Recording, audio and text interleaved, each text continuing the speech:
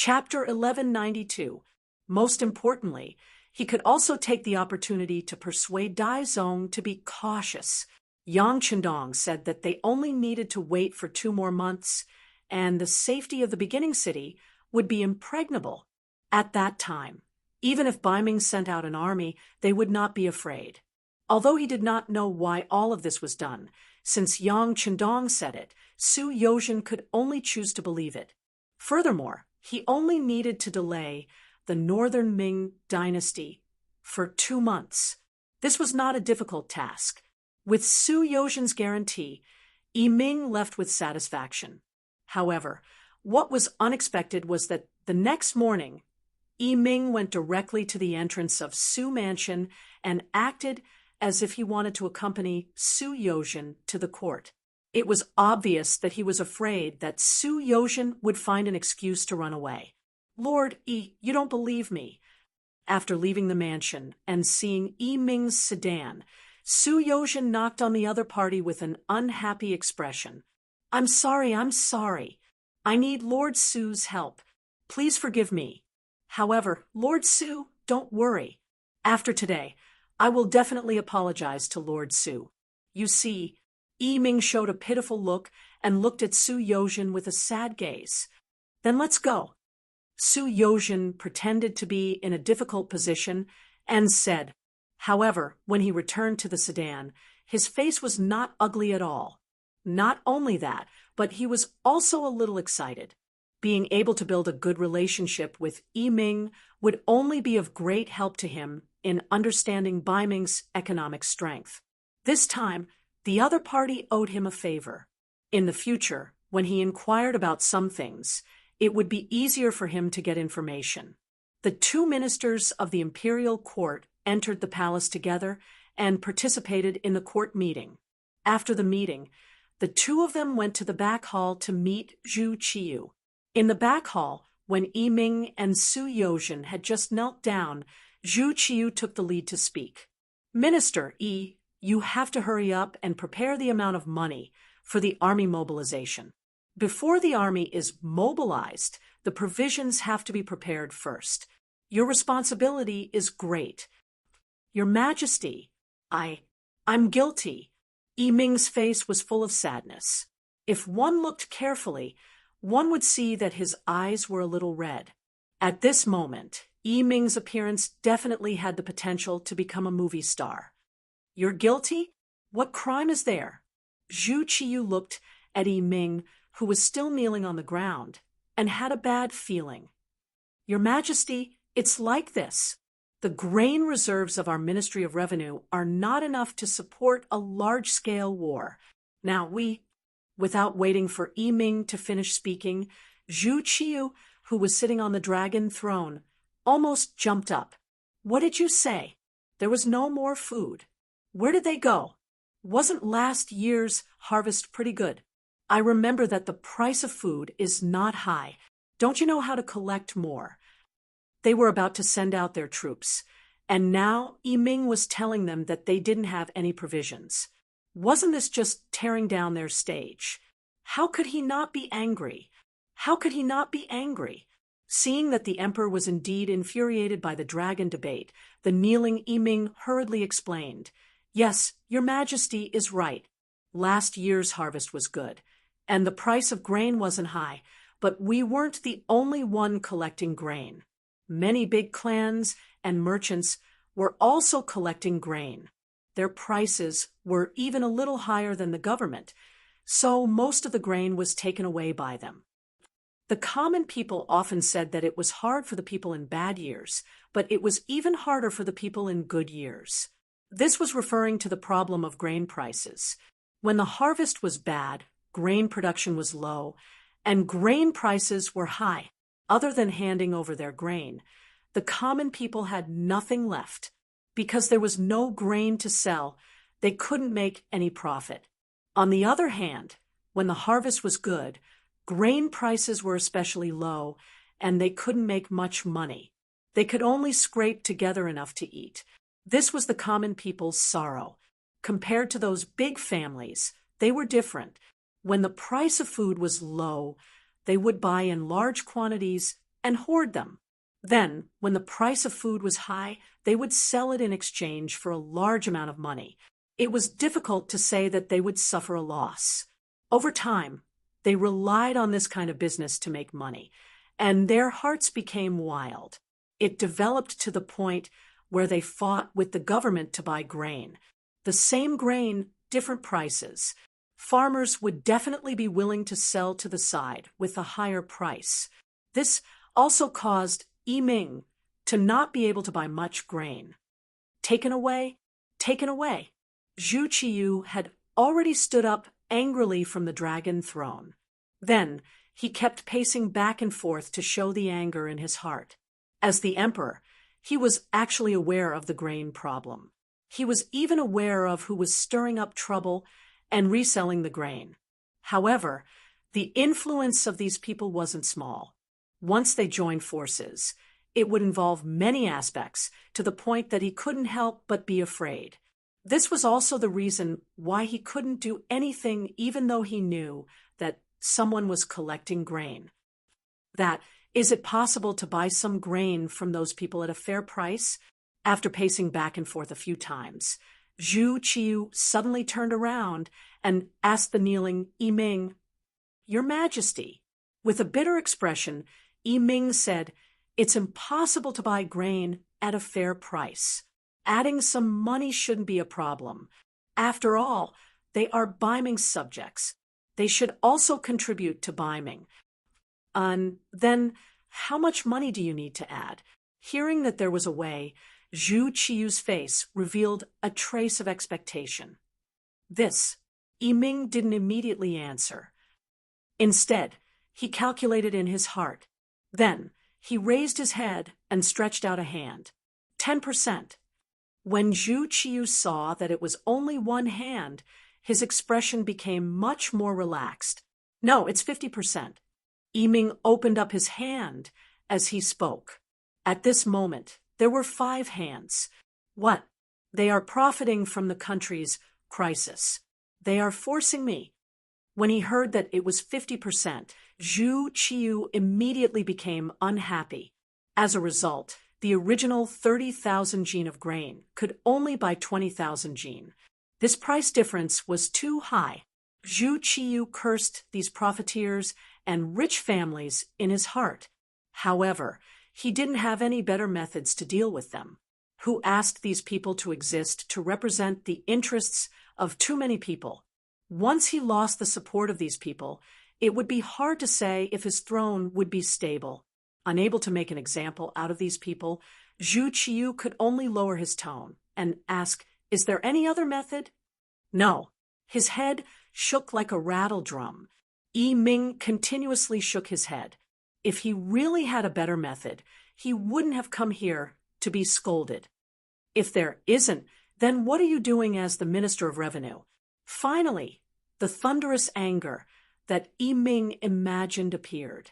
At this moment, he lowered his head and gave a look to Su Yozhen, who came with him.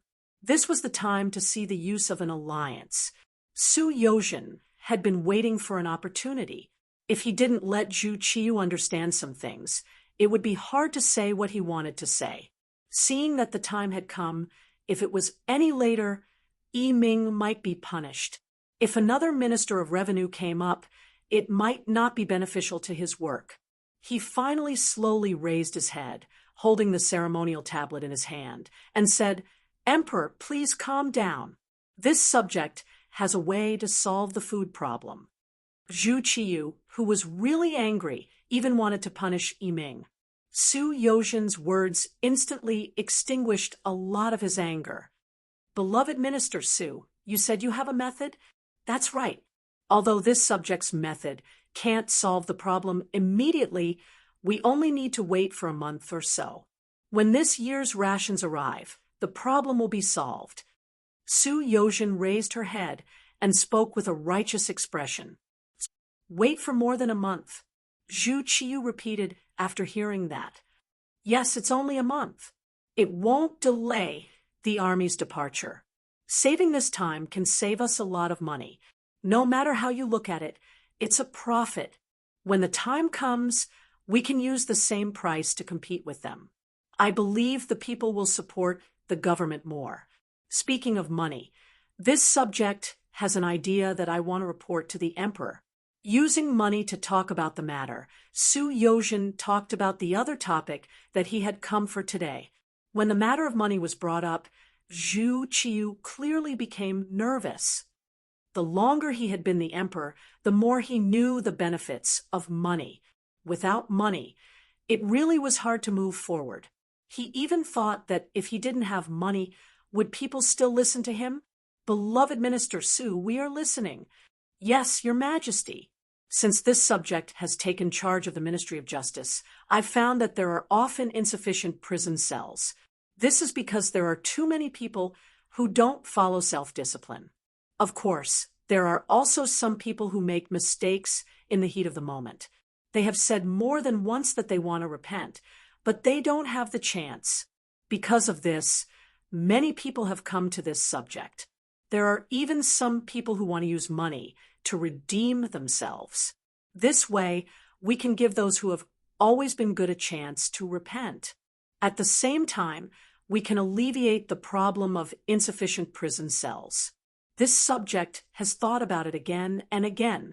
This subject doesn't have the authority to make such a big decision. So this subject asks for Your Majesty's instructions.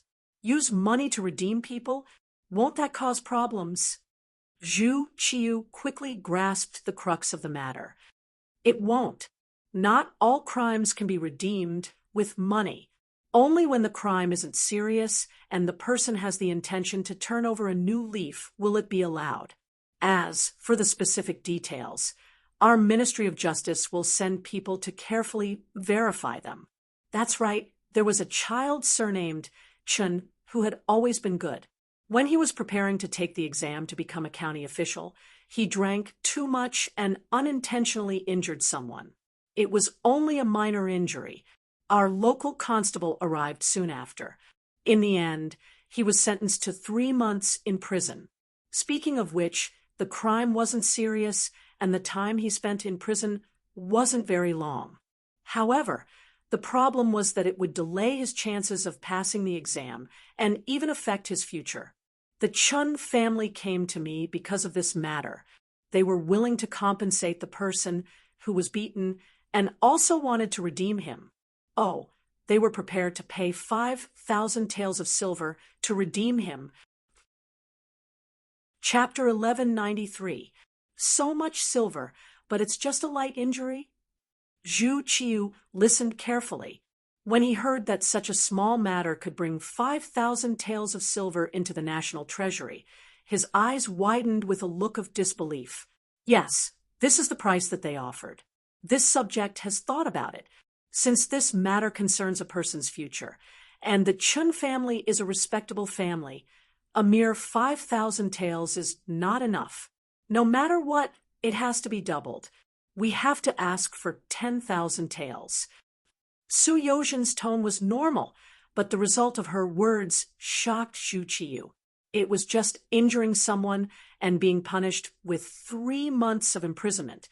If they let the person go, they could get 10,000 taels. This deal was too easy to make. If everything was like this, then he would buy Ming how many children with the surname Chun? How much money could their national treasury earn in a year? This was a great plan to make a fortune. With money, they could do many things. When the time came, would they have to worry about not being able to destroy their opponents? The excited Zhu Qiu once again paced back and forth in the Dragon Palace. After pacing back and forth several times, he finally made up his mind and said, "All right, Zhen understands the matter. The specifics will be handled by beloved official Su, but those who have committed heinous crimes cannot be released. Also, Zhen will not mention this matter to anyone else, nor will Zhen agree. You understand?" Zhu Qiu wanted to be a whore, but he also wanted to establish a chastity. If nothing happened, he could earn enough money. If something big happened, he could push off the blame. Su Yozhen originally did not expect the emperor to issue a decree. If it really was done, Wouldn't the rich be able to do whatever they wanted?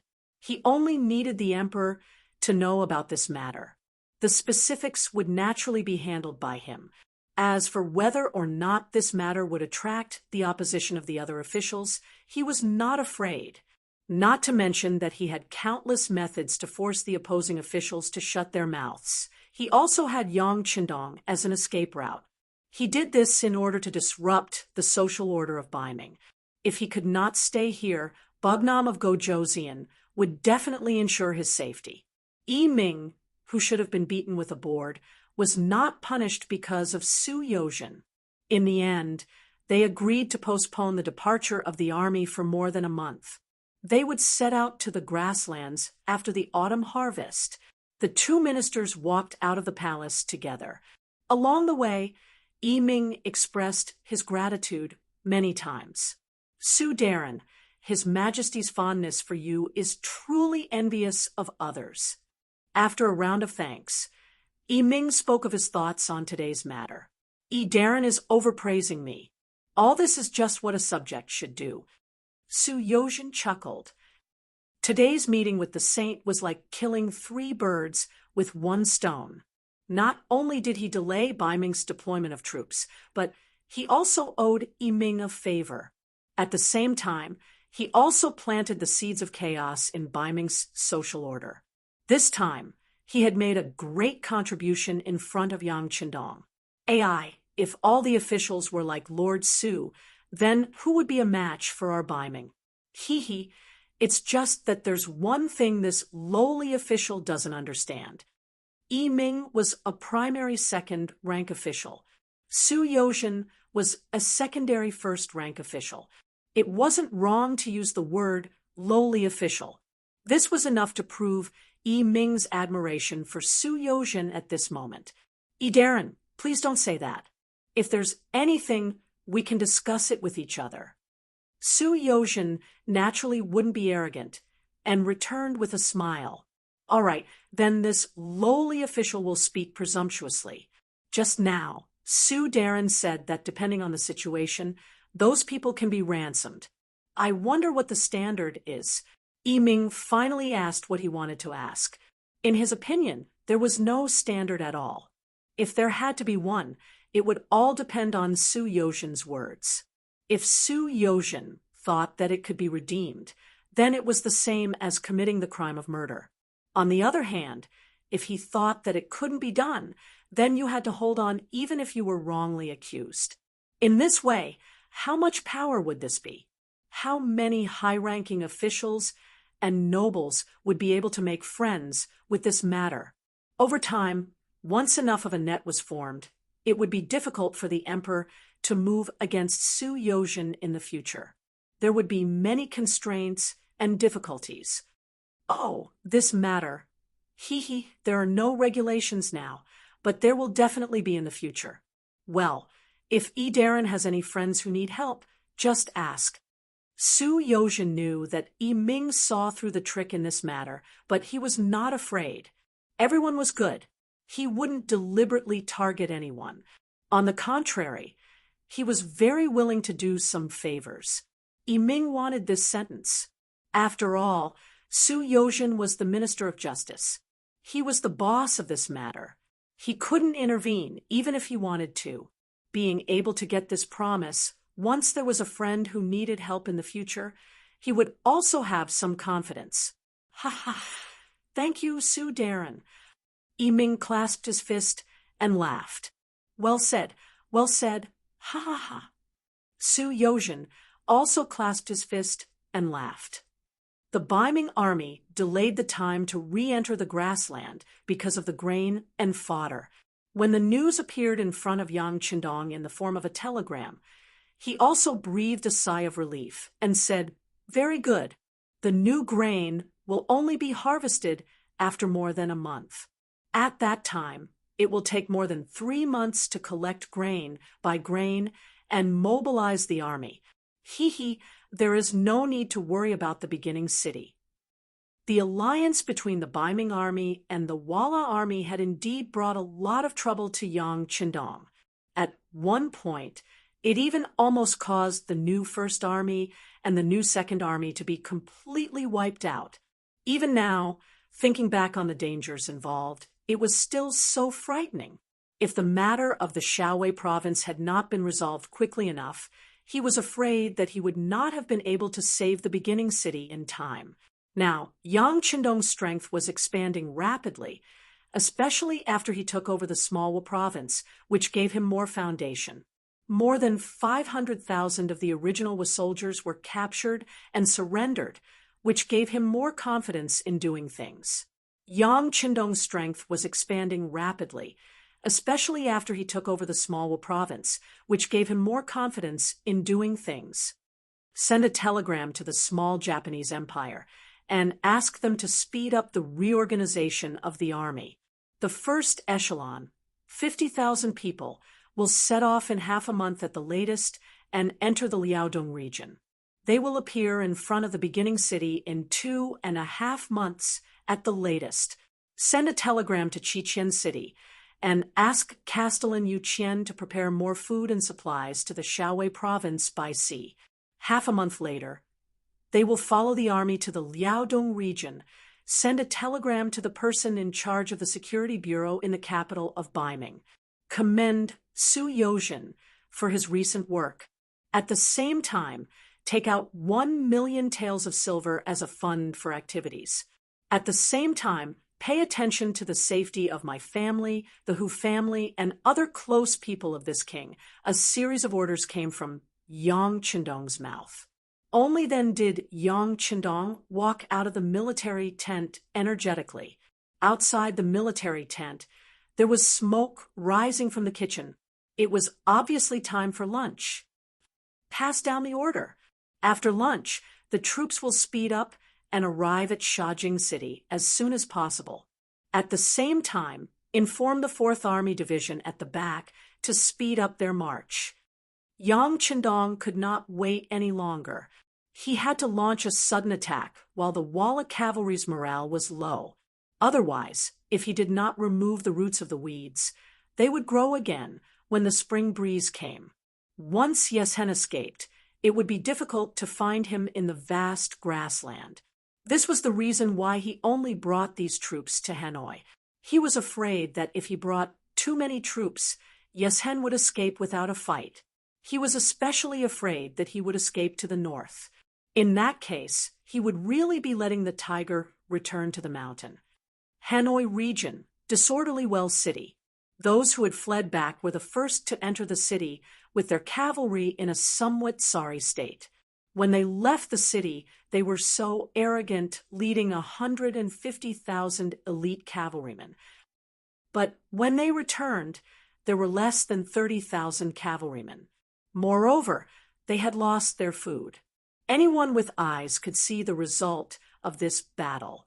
As one of the 4 most important generals under Xianxian, and the only remaining one, Bo Mu led his cavalry out of the city gates to welcome Xianxian.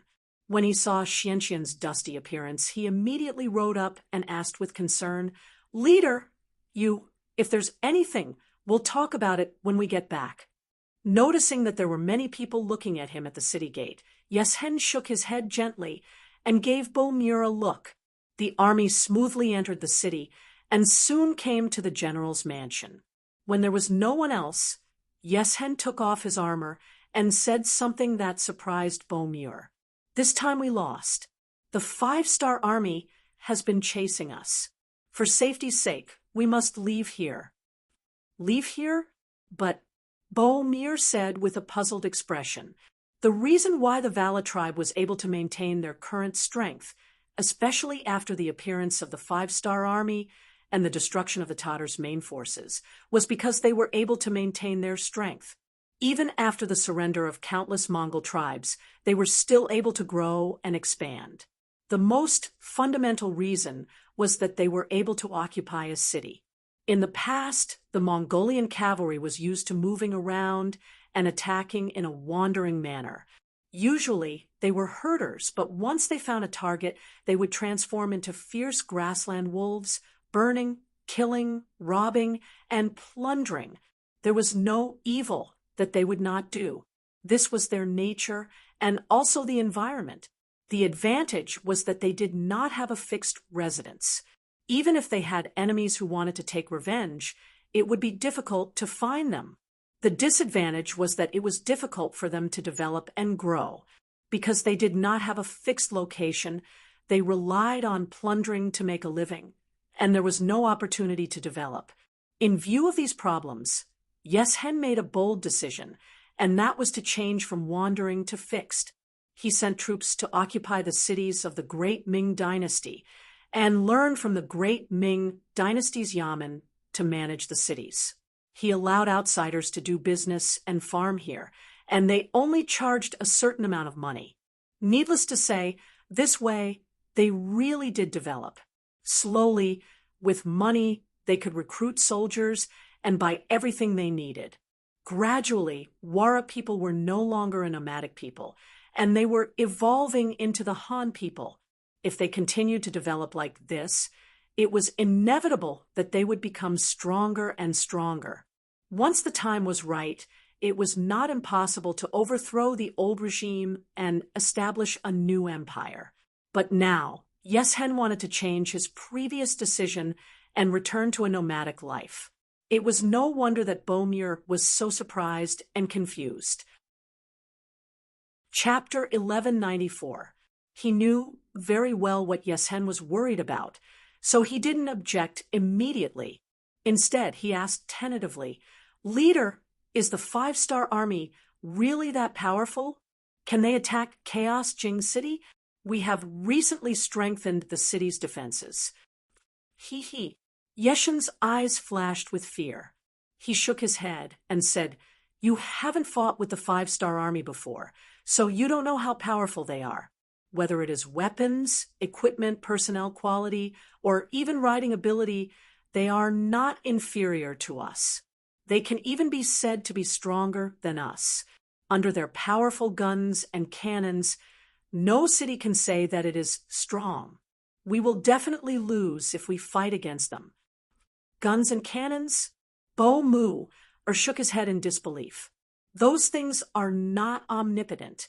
As far as I know, the Ming army also used a lot of cannons when they attacked the beginning city, but the effect seems to be different. When he said these words, Bo moo, Er's heart was filled with contempt. In his opinion, the leader must be afraid of the 5-star army. That's why he was so nervous and careful. That's different. Thinking of the red coat cannons used by the Ming army, Yes Hen shook his head and said, "Cannons are also divided into different levels. Ming's cannons are no different from a fire stick in front of them. Okay, this matter is settled. We have to leave here as soon as possible. Take as much as you can and burn the things you can't." Thinking of the power of the 5-star army, especially the power of those cannons, Yes Hen felt very nervous. He just wanted to leave here as soon as possible. As long as he entered the North Desert, he would be able to fly freely. With the strength of the 5-star army, it would be difficult to find him in that kind of environment. Yes Hen was the leader, which was equivalent to the identity of an emperor. He said so with certainty. Even if Bo moo or had different opinions, he had to obey. Knowing that there was no room for change, he reluctantly said, "Okay, leader, I will go and prepare. However, there are a lot of things that need to be taken away. I'm afraid it will take a few days." "Hold on tight, Bomir. You have to remember that as long as we are still alive, everything that we have lost can be taken back. But if we are all gone, then we really have nothing left." Yes Hen said some philosophical words with emotion. From this sentence alone, it could be seen that Yes Hen was someone with a tactical mind and could even see the big picture. What he said was somewhat similar to what the later generations said about the existence of people and the loss of people, and the existence of both people and land. Yes Hen had such a view of the overall situation, but the people below might not see it the same way. When they were used to having a fixed home, it was easy to imagine how much resistance there would be when they were asked to wander. As a result, even though the order was given, everyone's efficiency was extremely slow. Previously, Mir had said that it would take a few days, but 10 days had passed, and they were still not ready. This made Yeshen feel more and more danger. He had no choice but to give the order that they had to set off in 5 days.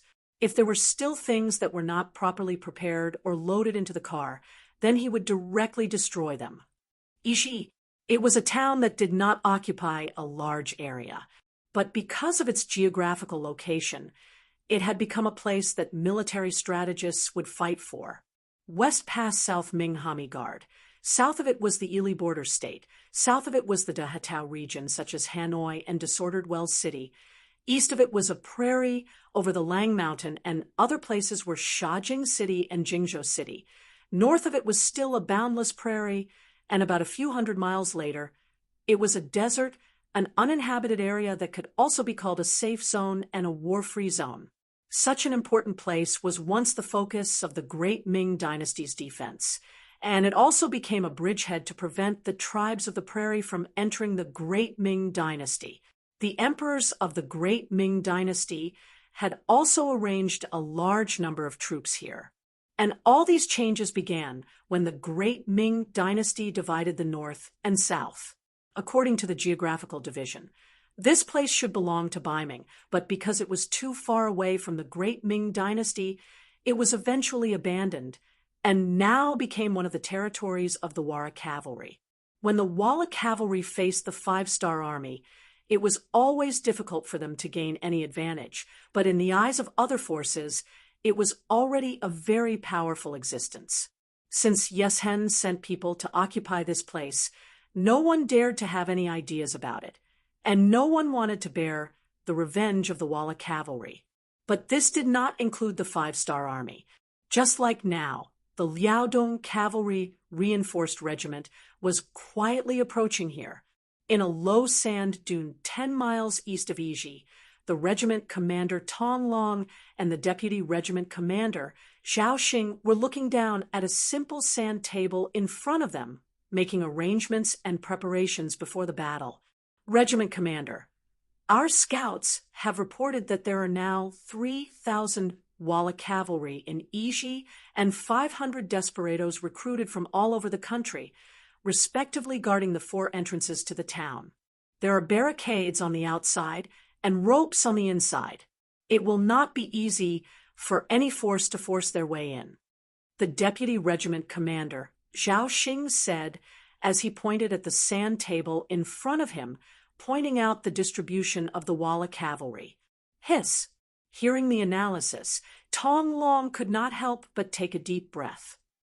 He thought that Bugnam of Gojoseon ordered him to take down Yiji, and this was a simple matter, but he did not expect that there would be so many difficulties.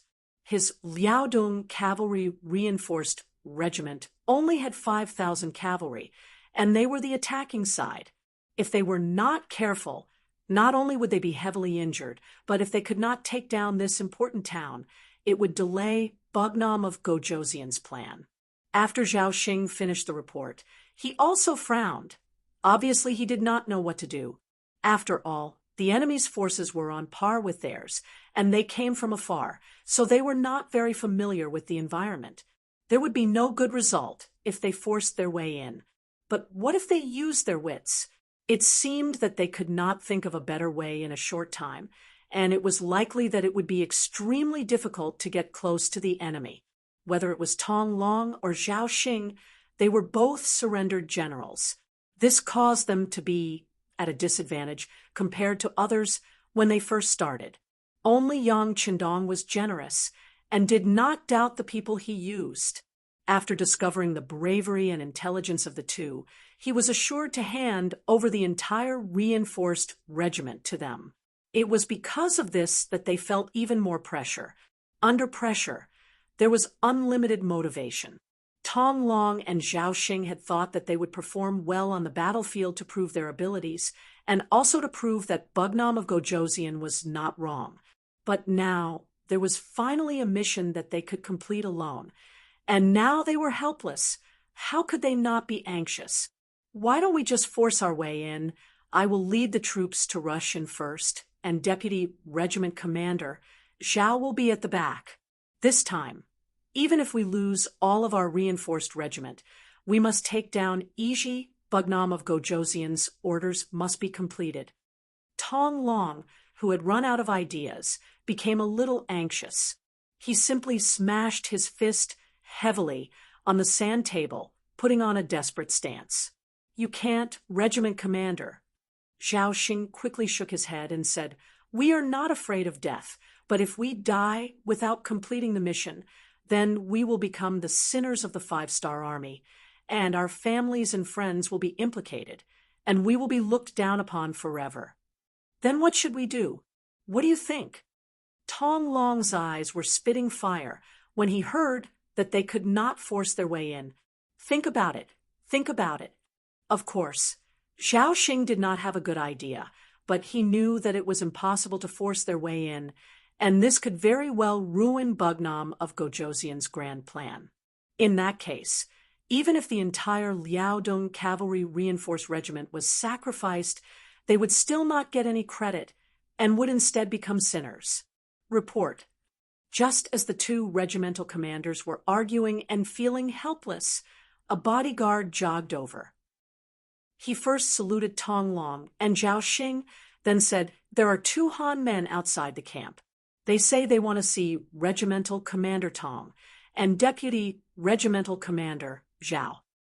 What is there to report about Han people? I don't want to see them. Tong Long waved his hand in anger. On the other hand, Zhao Xing's eyes narrowed. Wait, what did you say? They said they want to see Regiment Commander Tong and Deputy Regiment Commander Zhao. Yes, that's what they said. The soldier nodded, indicating that there was no mistake. That's strange. How do they know our names? Zhao Xing said with a face full of confusion. At this moment, Tong Long finally understood what was going on. Could this be the enemy's spy? They've already discovered us, right? It's hard to say. We'll know once we see them, Regiment Commander. You see, Zhao Xing had a feeling that the other party was a friend and not an enemy. Otherwise, they would not have reported and would have brought soldiers to attack them. Then let's see them. How about this? You go invite them in. Also, inform the other soldiers to prepare for battle. Tong Long nodded. No matter who the other party was, he had to make the necessary preparations. After receiving the regiment commander's order, the soldier turned and left, following which more than 10 executioners lay in ambush on the left and right sides of the temporary tent, ready to rush out and kill at the slightest sign of trouble. After a while, the soldier brought 2 men dressed in Han Chinese clothing, dressed like Jianghu people, into the temporary tent. From afar, the 2 of them were muscular, giving off the feeling that their bodies were filled with explosive power. Following behind the soldier, the 2 of them looked left and right, as if they were very curious about everything. When they entered the tent, the leader paused for a moment, his face revealing an unfathomable smile. Including the soldier, the 5 of them stood in the temporary tent. Both parties did not speak immediately, instead sizing each other up. In the end, it was Deputy Regiment Commander Zhao Xing who spoke first. 2 strong men. Who are you? Hee, you're quite alert. There are even executioners outside. King Kong. We have to be careful not to get killed. The leader did not answer immediately. Instead, he spoke to his brother behind him as if there was no one around. Chapter 1195. Tiger King. They're just trying to scare us, right? I'm a coward. What should we do? The man called King Kong spoke, but he didn't look like he was really afraid. The duo's exchange of questions and answers showed that they did not place Tong Long and Zhao Xing in their eyes at all.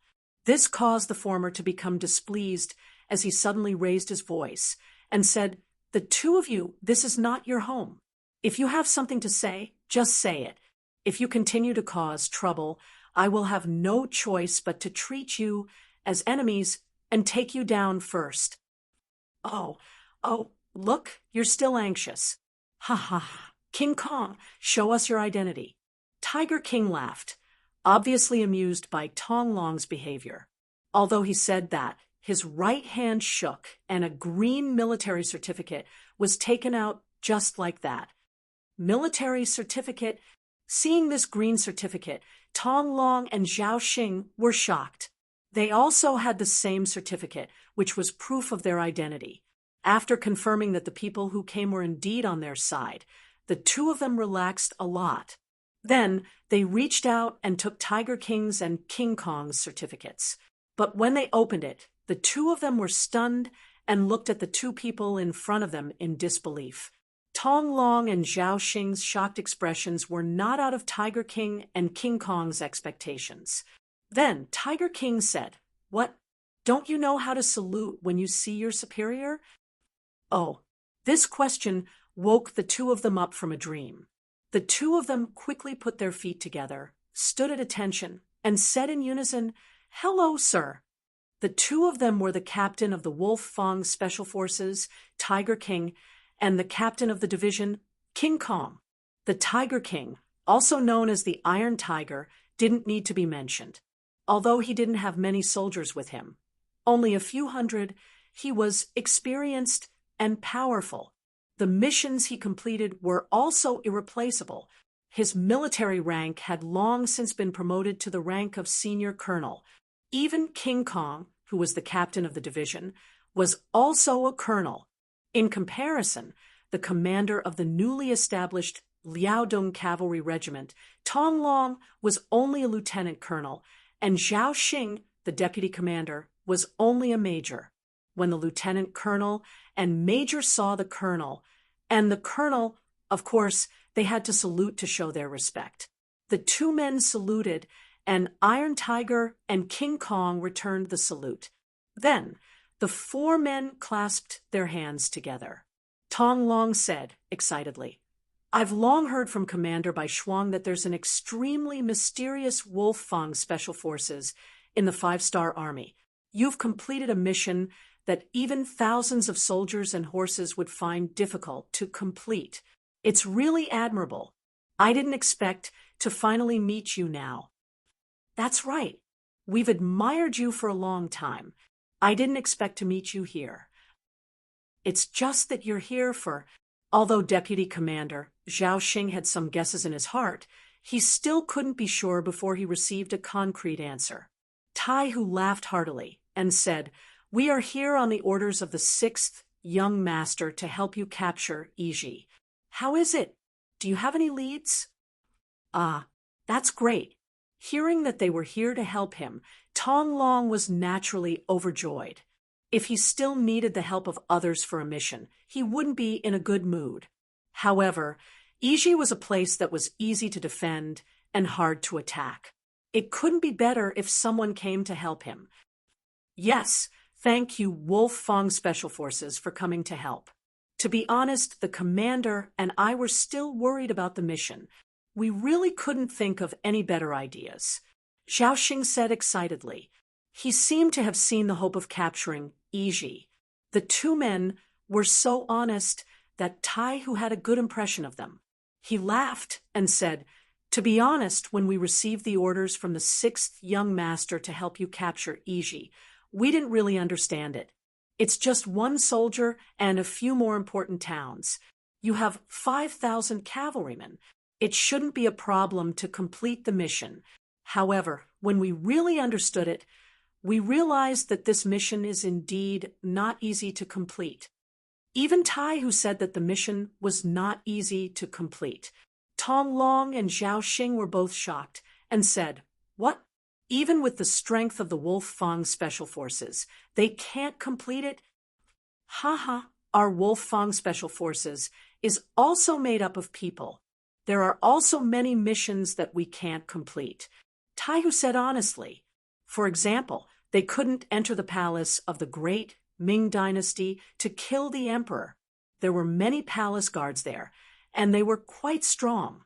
If they couldn't complete the mission in a short time, they would be in danger of being surrounded and swallowed. Tai Hu actually admitted it. This made Tong Long and Zhao Xing's faces turn ugly. If even the Wolf Fang's special forces couldn't do it, then how could they deal with this mission? Without waiting for the two to say anything, Taihu laughed and said, "There are some missions that our Wolf Fang's special forces can't complete, but it doesn't include the mission in front of us. It's just a small town. There are more people than us." Oh. Hearing this sudden turn of events, Tonglong and Zhao Xing's expressions changed. "So you're saying that you can take this place? There's no problem at all. We have already investigated. The one guarding Yiji is a general of the great Ming dynasty. His name is He Wei. His specialty is that he is good at fighting defensive battles. After he was captured by Yes Hen, he surrendered because he was afraid of death. As long as we capture this person, all the problems will be solved." When Taihu said this, there was a bit of anger in his eyes. As a general of the great Ming dynasty, he actually surrendered to another race because he was afraid of death. Such a person, in Yang Qindong's words, was a traitor. And to deal with a traitor, no matter how excessive the method, it was nothing. Therefore, it was fine if this He Wei cooperated. If he didn't cooperate, then he didn't mind letting him suffer a fate worse than death. Both Tonglong and Zhao Xing understood the method that Taihu proposed. The two immediately asked, "Are we going to capture the leader first? It's just that it's a bit difficult to achieve." "This is nothing. This is one of the subjects that we often train in. Plus, the other party doesn't know that we are here, so the chance of success is 90%. At this time, King Kong, who hadn't spoken much, spoke. 90%? Then 10% is... When he heard that it wasn't 100% certain, Tonglong asked with concern. According to the sixth young master, there is no mission that can be 100% successful before the mission is carried out. Therefore, we only said 90%, but it's no different from 100%. Taihu explained with a smile, which was equivalent to giving the other two people confidence. "So that's the reason." Tonglong and Zhao Xing chuckled, then asked, "Then when will the mission be carried out? What do we need to do?" "The sixth young master is urging us to take action tonight. We need the cooperation of the two commanders. When the time comes, it'll be like this." In the following time, as the person with the highest military rank, Taihu became the overall commander and came up with a military plan to capture Yes Hen. He Wei. He wasn't very tall, and he was even a little chubby. He had a round face, a big mouth, and his eyes were sometimes cloudy and sometimes clear. He gave people a feeling that they couldn't see through him. Speaking of which, he was very capable, especially when he came up with a series of defensive tactics. He once made the grassland cavalry, who wanted to come to the great Ming dynasty to harvest grain, suffer a lot. Later on, the great Ming dynasty was divided into two. For example, the army guarding the border didn't have any logistical support for a long time. Under Yeshen's heavy siege, they finally surrendered because they had no food. As the general guarding the city, He Wei was naturally taken care of. At first, Yes Hen tried to reason with him and wanted to be used by him. Unfortunately, he didn't move him even when he offered him a high position, a generous salary, and even money and beautiful women. Later on, he wanted to kill him out of anger. However, he didn't expect that he would find his weakness. He was extremely afraid of death. Since He Wei didn't die, he naturally became the general that Yes Hen chose. He was given the mission of guarding the important town, Yes Hen. After accepting the mission, He Wei made full use of his strength. Although he didn't have many troops, he was able to defend Yiji like it was an impregnable fortress. In his words, it would be impossible for anyone to take down this place without an army of 30 to 50,000. If such an army really appeared in the vicinity, he would have received the news long ago. At that time, whether it was asking for help from Yeshen or Turpan in the west, They wouldn't ignore it. After all, taking down this place was equivalent to opening up a path to the other two places. Even if it was for their own sake, they had to take action. With these things to rely on, He Wei's heart could finally be at ease. However, after the previous experience of being captured, he stayed in his home in the town almost every day. When he needed to go out, he would be accompanied by at least 20 bodyguards to protect his safety. Yes-Hen knew about this. He also knew that He Wei was a capable person, so he specially strengthened the level of protection. Because of his confidence in He Wei, this was also the reason why Yes-Hen didn't immediately escape to the desert in the north after he was defeated in the origin city. Instead, he went to Chaotic Well City first. There was still a way out, so he didn't need to panic. He took the opportunity to bring more people and supplies out, which would be more beneficial to his future development. However, Yes-Hen didn't know that in order to cut off Yeshen's escape route, Yang Qindong actually sent out the most elite Wolf Fang special forces. This was a problem that had to be solved. If Yes-Hen knew about it, he wouldn't have wasted so much time in Chaotic Well City. After the sun hung high for a day, it finally set when night came and the moon hung high in the sky, overlooking the earth. Dong, dong, dong. The town guard beat the drum 3 times and shouted, "The weather is dry, be careful of candles." The sound echoed in the quiet city that had already fallen asleep, like a piece of music that lulled people to sleep. Just as the 2 guards walked through a street and turned to another street, 6 black shadows quietly appeared behind them.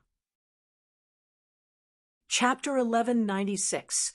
They were dressed in black, and even their faces were smeared with black ink, making them look completely black.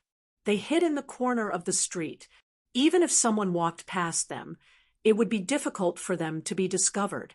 This team of 6 people was the Wolf Fang Special Warfare Team. They quietly entered the city under the leadership of their captain, Skinny Monkey. With their vigorous skills and flexible bodies, they didn't attract the attention of the guards at all. They quietly came to the street 100 meters away from He Wei's mansion. No one spoke, and they communicated with hand signals.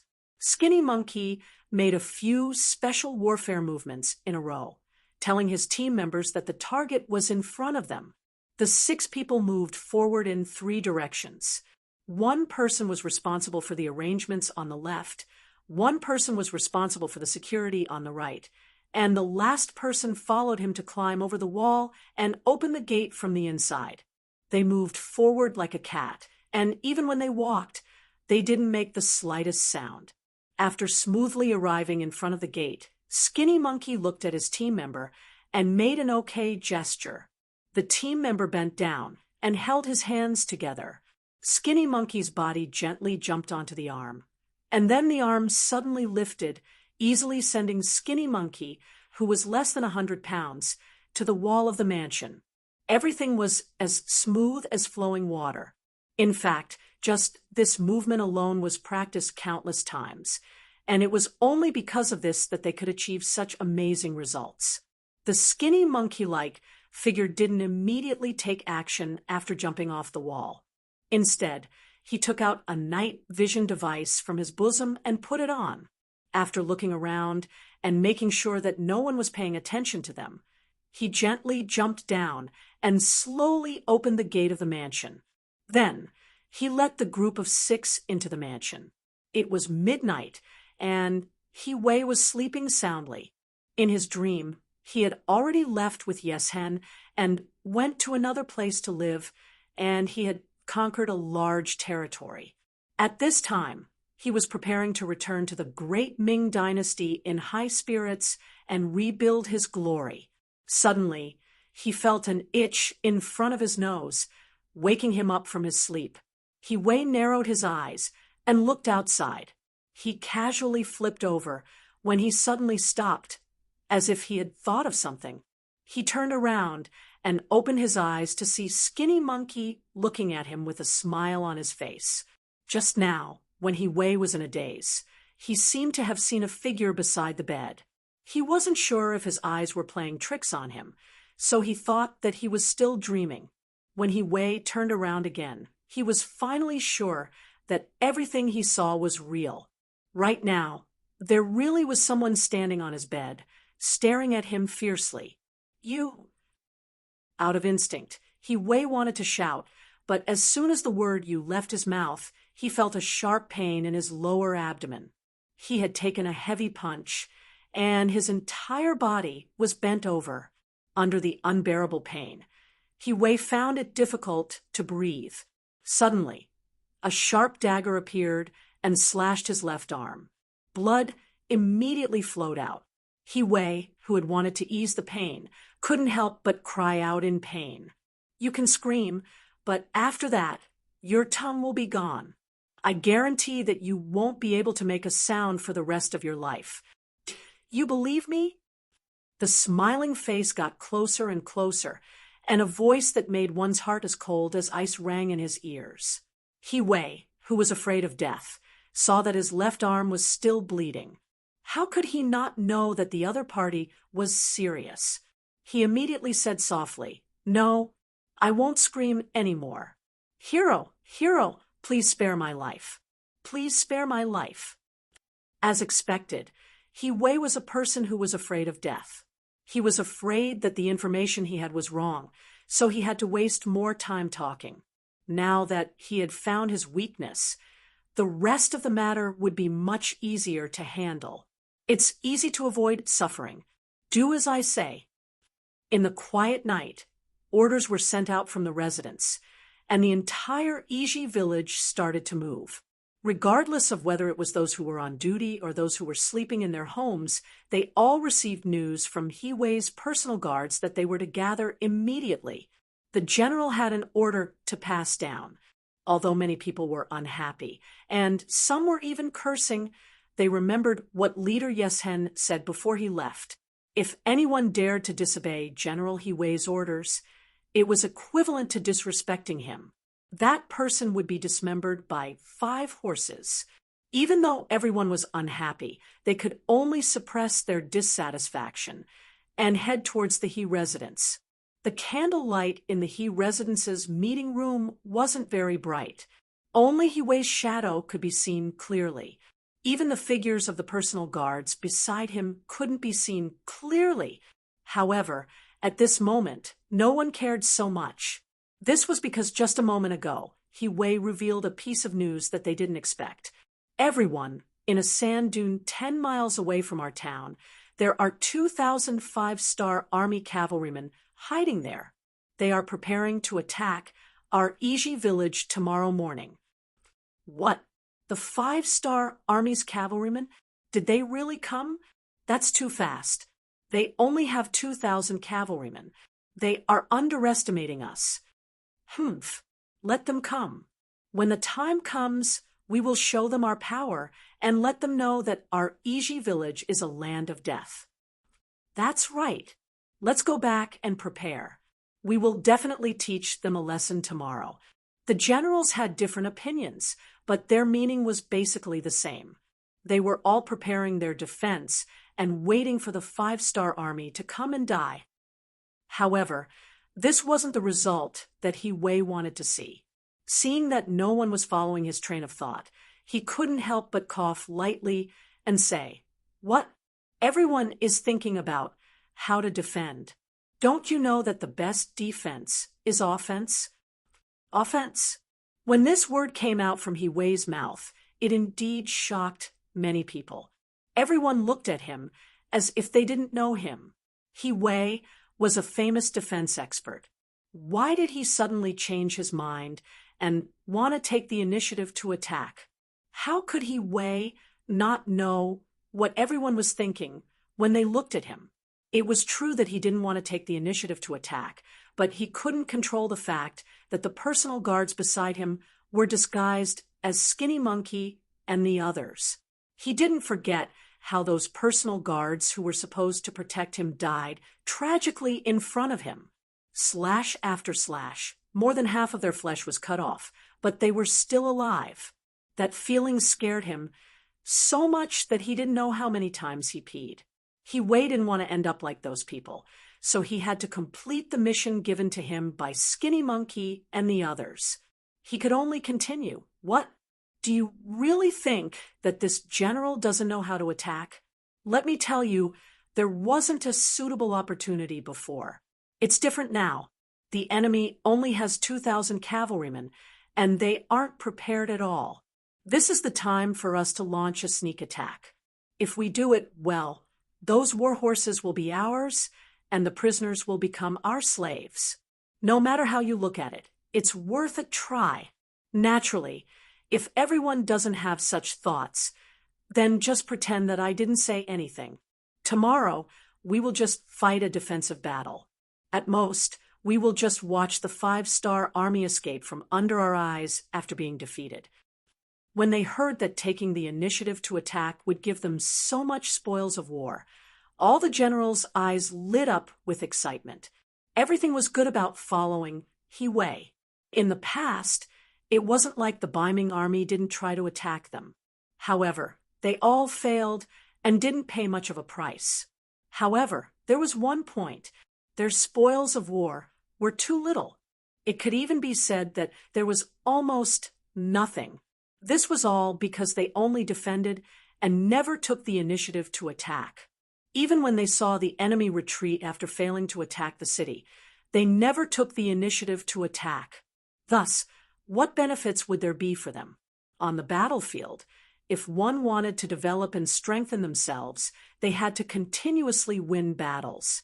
Not only could this increase the morale of the army, more importantly, it could also allow them to seize more resources and strengthen themselves through battles. Everyone was clear about this logic. As the saying goes, a horse won't get fat without feeding at night. For an army, the spoils of war after winning a battle would be so much that they could keep a lot of private goods. Now that the opportunity was placed in front of them, who would back off? General, he is right. Since the opportunity is right, I and my 1,000 cavalrymen will definitely participate in the battle. With the first general stepping forward, the others naturally wouldn't back off. Immediately, the 3,000 cavalrymen, including the leader of the 500 outlaws, all stepped forward, unwilling to be left behind. Everyone jumped forward. He Wei's face revealed a difficult expression as he said, "If all of you want to go out, then there must be people guarding the town." "Aya, General let's go and return quickly. It's just 10 miles of land. We have 3,500 men against 2,000 cavalrymen. Furthermore, we launched a surprise attack. We can end the battle in less than 2 hours. In such a short time, there won't be any problems with the town." That's right. There aren't any other enemies nearby. It's just a few hours. That's right. Anyway, whoever wants to stay is fine.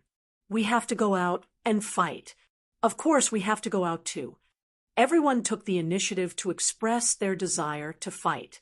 He Wei couldn't help but heave a sigh of relief. He could finally complete the mission given to him by Shou Ho. However, he still pretended to be in a difficult position and said, "Since that's the case, let's go and return quickly." "Haha, understood." The group of generals revealed looks of joy. Then, everyone quickly left the He residence and headed to the barracks. Everyone was afraid that if they were too slow, they wouldn't be able to reap the benefits. In less than an hour, all the soldiers in E.G. village had left the town.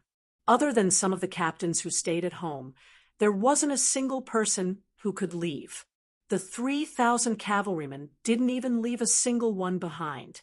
In the He residence, He Wei turned around and looked at Shou Ho, who was dressed like a bodyguard, and said, "Hero, I've done as you said. Can you spare my life?" "Haha, don't worry. As I said before, as long as you're obedient, you won't suffer." Hearing Shou Ho's words, He Wei couldn't help but heave a sigh of relief. However, Shou Ho's next sentence made him so angry that he almost fainted. "We won't let you suffer, but we will definitely take your life. Bugnam of Gojoseon." said that we can show mercy to anyone, but not to traitors. Chapter 1197. You guys don't keep your word. Hearing that he couldn't avoid death, He mustered up his courage and shouted at Skinny Monkey. I'm not breaking my promise. I only said that I wouldn't let you suffer. Now that I've killed you, I've fulfilled my promise, right? Ha ha ha. Skinny Monkey laughed out loud. Then a huge scimitar appeared in his hand, and he raised it up high. The 3,500 Walla army soldiers who left the city excitedly chased after each other until they reached the sand dunes 10 miles away. However, they didn't see any sign of the 5-star army. Instead, they did find a lot of hoofprints. Some experienced soldiers concluded that there was a cavalry unit that stopped here for quite some time. However, they didn't know if it was the 5-star army. Sigh, we're still too late. Let's go back. Seeing their prey escape, although they were unhappy, at least the news was correct. They just didn't know why the enemy left so quickly. The 3,000 Walla army soldiers came quickly and returned even faster. In the blink of an eye, they were back at the east gate of Jazinai. Then they lined up and walked in. Many of them were yawning and looked dispirited. Speaking of which, they rushed in excitedly, but ended up empty-handed. Anyone would be dispirited. However, their lazy appearance quickly disappeared, because when they were halfway through the gate, the sound of arrows piercing through the air suddenly rose and fell one after another. Some of the unprepared Walla cavalry were killed on the spot, and some because they dodged quickly enough, they were only injured by the arrows. For a moment, the sound of cursing could be heard incessantly. He-Wei's original plan to deal with the enemy was now used on the Walla cavalry. When countless arrows and ropes suddenly appeared, the Walla cavalry perfectly explained the proverb, spinning a cocoon around their own feet. Those who walked in front kept charging forward, but they were constantly killed. Those who walked in the middle were the first to be attacked by the arrows and suffered the most casualties. They had almost no fighting power left. Only the people at the back of the group were quick to react. Seeing that they could not advance any further, they chose to retreat. But just as they turned their horses around and left the east gate, 2 torchlit troops came from afar. One was commanded by Tong Long, the commander of the Liaodong Cavalry Regiment, and the other was commanded by Zhao Xing, the deputy commander. They covered each other from the left, and right as they charged forward, there's an ambush outside too. Run! The remaining Walla cavalry did not know how many enemies there were. They only knew that if they did not run now, they would not be able to escape later. Once again, there was no suspense in the chase. When dawn arrived, the results of the battle were tabulated. In this battle, more than 800 Walla cavalry were killed and more than 2,000 were captured. Only about 100 escaped, 500 desperados. Those fugitives who had committed crimes in various places and fled here were all killed. In the words of Bugnam of Gojoseon, there was no need for people who had committed crimes and escaped to survive and waste food. When a person was used to reaping without sowing, it would be difficult for 1 in 10 people to calm down and do things properly. Even so, it was better not to bring these dangers into society and harm others. They only sent out 6 Langia Special Force members to take down Iji at the lowest cost. The result of this battle made Tong Long and Zhao Xing very satisfied and surprised. They did not know how many such secret troops Bugnam of Gojoseon had. They only knew that as long as they were devoted and loyal, they would absolutely not end up like He-Wei. Iji became the new base of the Liaodong Cavalry Regiment. They would pay the price. He-Wei was stuck here like a nail, blocking the Walla cavalry from entering the desert. Chaotic Wells City, under the constant urging of Yes Hen, the army was finally ready. Among them, there were 110,000 elite cavalry. During this time, Bo Mu also recruited 30,000 men in Chaotic Well City. 20,000 of them were cavalry, and 10,000 were responsible for escorting food and supplies. With 140,000 men and horses in hand, Yeshen had a feeling that the world was his. But this feeling did not last long. He saw the deserters running out of Iji and knew that his escape route had been blocked. "Bastard! Bugnam of Gojosian wants to kill me?" Yeshen roared and slammed his fist on the wooden door in front of him. Blood flowed out of his right fist. Bo Mu called people to bandage Yeshen's wound and advised, "Leader, don't be anxious. The more you act like this, the more you will fall into Bugnam of Gojosian's trap.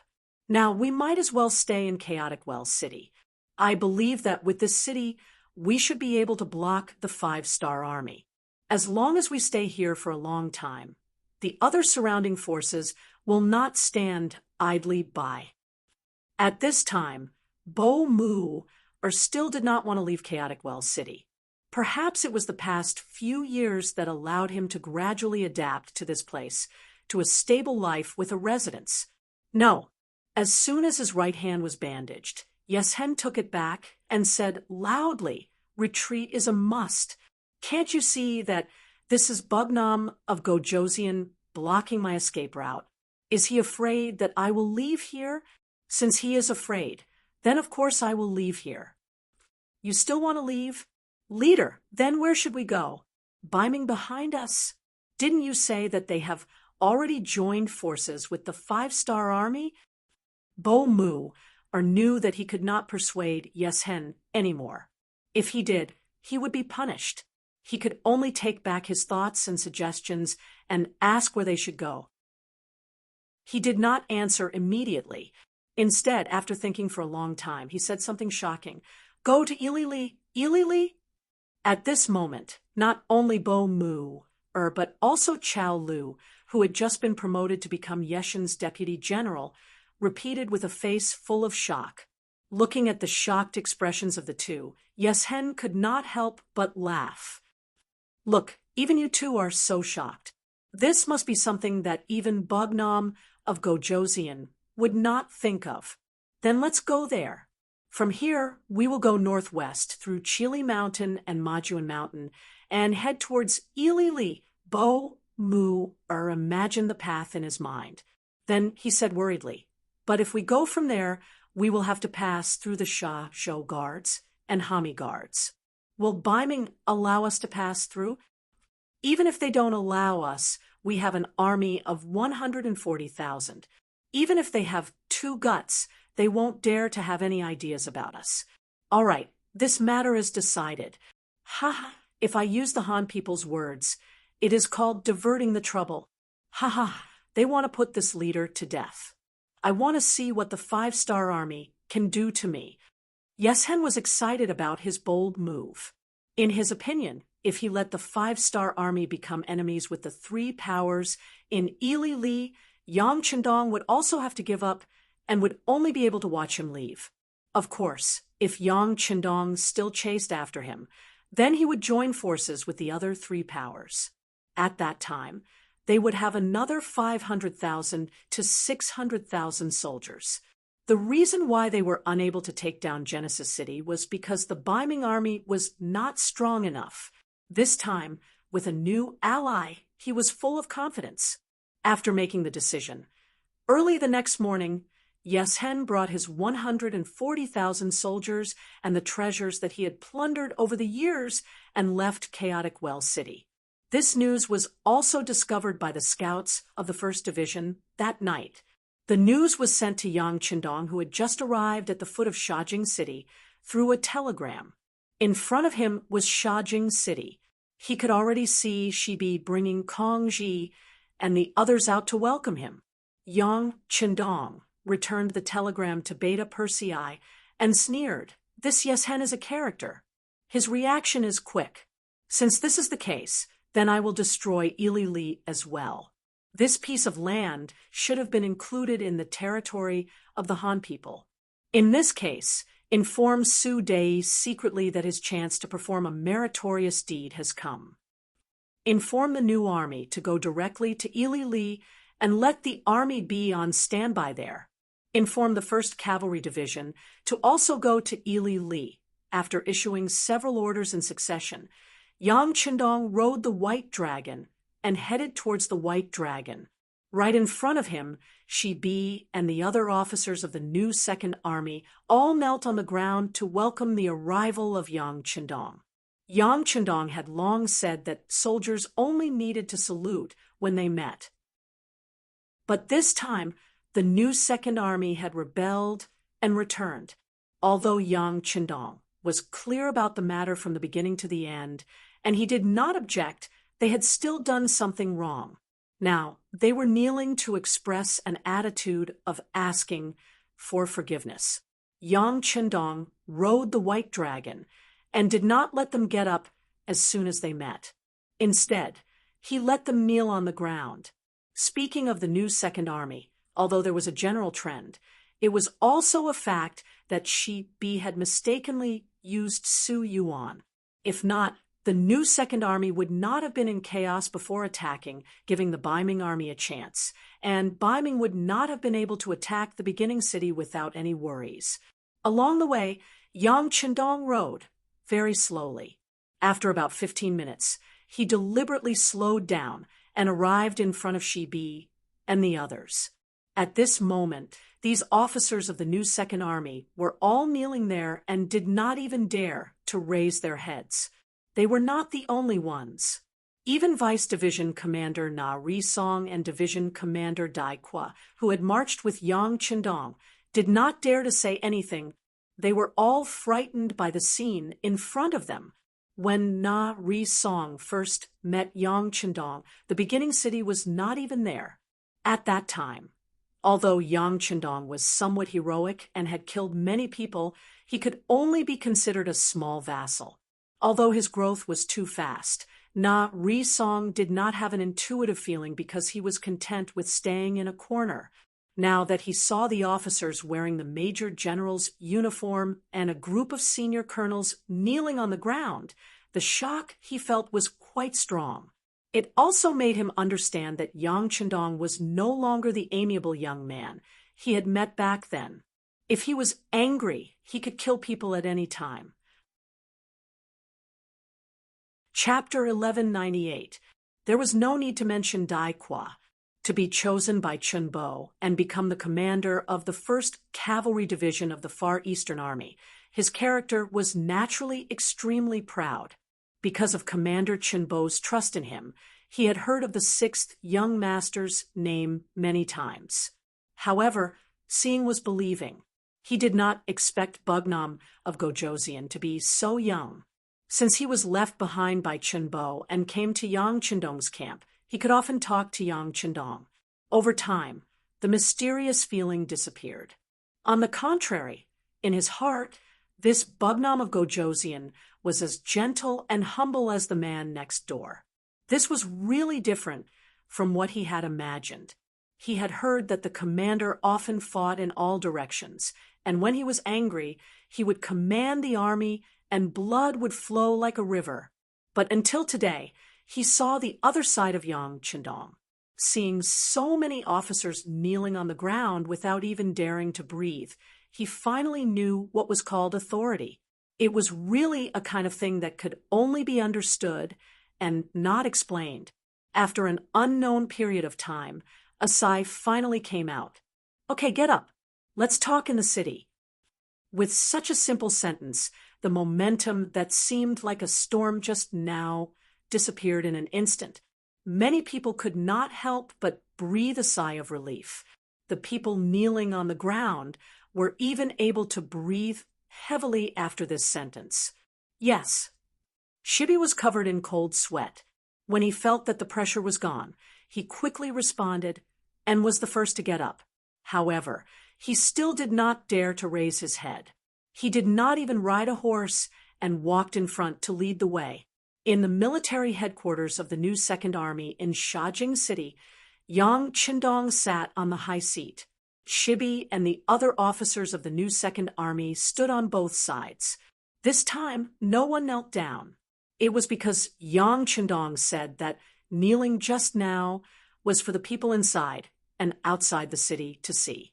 If they did something wrong, they would be punished. As for now, they had already closed the door, so they were a family. There was no need for such superficial things. Sherbet, what's the situation with the new Second Army? After everyone greeted each other, Yang Chendong's gaze fell on the first seat, which was also the only one wearing a general's uniform.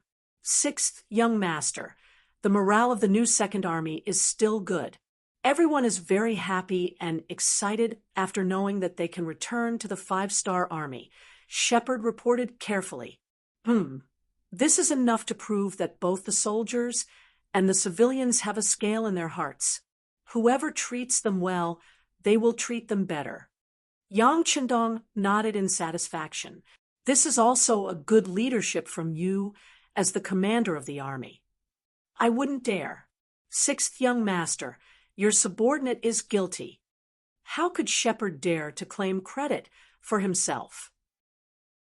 It was precisely because he didn't use the right people that he almost destroyed the entire new Second Army. If that was really the case, he really wouldn't have the face to see Yang Chendong. Well, this matter is over. There's no need to talk about it anymore. Along the way, I saw that the morale of the new Second Army is still good, but there are a lot fewer soldiers. I know your organization after the turmoil and the war. How about this? You don't have to help us this time in the War of Wara. It's better to restore the organization and the original fighting force first. As for how many soldiers you need, you can choose some from the existing prisoners. If it's not enough, you can send someone to the beginning city to find Division Commander Yang Si. He has more than 100,000 prisoners. It's enough. Thank you, Bugnam of Gojoseon. The officers in the hall were very happy when they heard that they could immediately restore the organization, because in the eyes of the general, only when he had enough soldiers at his disposal would he have enough confidence to guarantee that he would dare to fight no matter what kind of enemy he faced. Well, if there's nothing else, you can leave first. Commander Shepard, stay. Yang Chendong's time was precious, and he couldn't stay any longer. After hearing this, the officers saluted one by one and left one after another. Shepard stayed behind, in the waiting hall, except for Yang Chendong, Beta Persei, and Long Wei. When there was no one else, Shepard knelt on the ground again. This time he said in a louder voice, "Sixth young master, I'm guilty. Get up quickly." Unlike outside the city, Yang Chendong took the initiative to step forward and help Shepard up. Then the two of them sat next to each other on the steps in the hall. Yang Chendong took out a pack of Bugnam of Gojoseon cigarettes and handed it over. Bugnam of Gojoseon cigarettes were now only Yang Chendong's special supply, which was equivalent to the existence of red pandas in the future. The difference was that such cigarettes couldn't be bought with money. Usually, he would only be able to smoke them when he rewarded others. Shepard originally didn't smoke, but since Su Yuan's rebellion, he stayed in the mansion all day and gradually developed the habit of smoking. When he saw Yang Chendong handing him a cigarette, he quickly took it with both hands and said, "Thank you, sixth young master." Well, there are no outsiders here, so there's no need to be so polite. Sai, speaking of what happened before, you've been wronged. Hearing the grievance, Shepard's eyes were full of tears. He was not afraid of death, but he was afraid that others would misunderstand him. Tears flowed out of his eyes as he choked and said, "Sixth young master, I'm not wronged. As long as you believe in me, I have full motivation." Well, you can rest assured about this. I believe in you from the beginning to the end. Otherwise, do you think Shajing City is really impregnable? Do you think you can still live until now? You've been secretly assassinated by the wolf Fang I sent. Yang Chendong laughed. He wasn't boasting. Although Shepard stayed in the military headquarters of the new Second Army every day, the defense level here was very ordinary. As long as he gave an order, Taihu would naturally help him to complete it. In fact, it was not that no one had made such a suggestion at the beginning, but it was rejected by him. Thank you, sixth young master, for your trust. Shepard naturally knew that this was the truth. He knew even more clearly that with his little strength, once he was targeted by the Wolf Fang Special Forces, he would not be able to escape. Trust is trust. Just like when you pretended to surrender to Ming, you also believed that Benwang would believe you, so you dared to do such a thing, right? He. Yang Qindong patted Shepard's shoulder and said with a smile, this was not wrong. If it were other masters, even if the subordinates wanted to pretend to surrender, they would be worried about the master's suspicion. In this way, the fake would become real. But in Shepard's case, a fake would always be a fake. Once the opportunity came, he would immediately return to the 5-star army. This trust was not something that ordinary masters could achieve. This was the so-called 2 good men and 1 good man. If there was a villain among the 2, then things would not have such a perfect ending. Now that the matter was out in the open, Shepard was not as awkward as before. Occasionally, there would even be a smile on his face. Shepard, the restoration of the new Second Army's organization needs to be accelerated. I will not hide it from you. This time, not only will I make a move on Yes Hen, but I will also make a move on Ely. This is a big war, in which your new Second Army will also play an important role. When it came to business, the smile on Yang Qindong's face disappeared, and was replaced by a serious face. Sixth young master, please tell me. Very good. Next, I will arrange 4 things for you. First, the new Second Army needs to be busy restoring its organization and restoring its combat power. Second, guard the 2 cities of Shajing and Jingzhou well. These 2 cities will become an important supply line for our logistics and provisions. There must not be any big problems. Third, repair the road. Build a road from Shajing City to Ely so that it will be convenient for transportation. If something happens, we can quickly reinforce it. Fourth, if necessary, Benwang may mobilize the new Second Army to the west to help. At that time, I hope that the army you send will have enough combat power. Can you do it? Yang Qindong said this in a serious tone. This time, the opponent might be as many as 500,000 or 600,000, and there were many elites. In order to prevent unexpected things from happening, he needed to have enough fresh troops. The new Second Army was undoubtedly the closest and most likely to come in handy.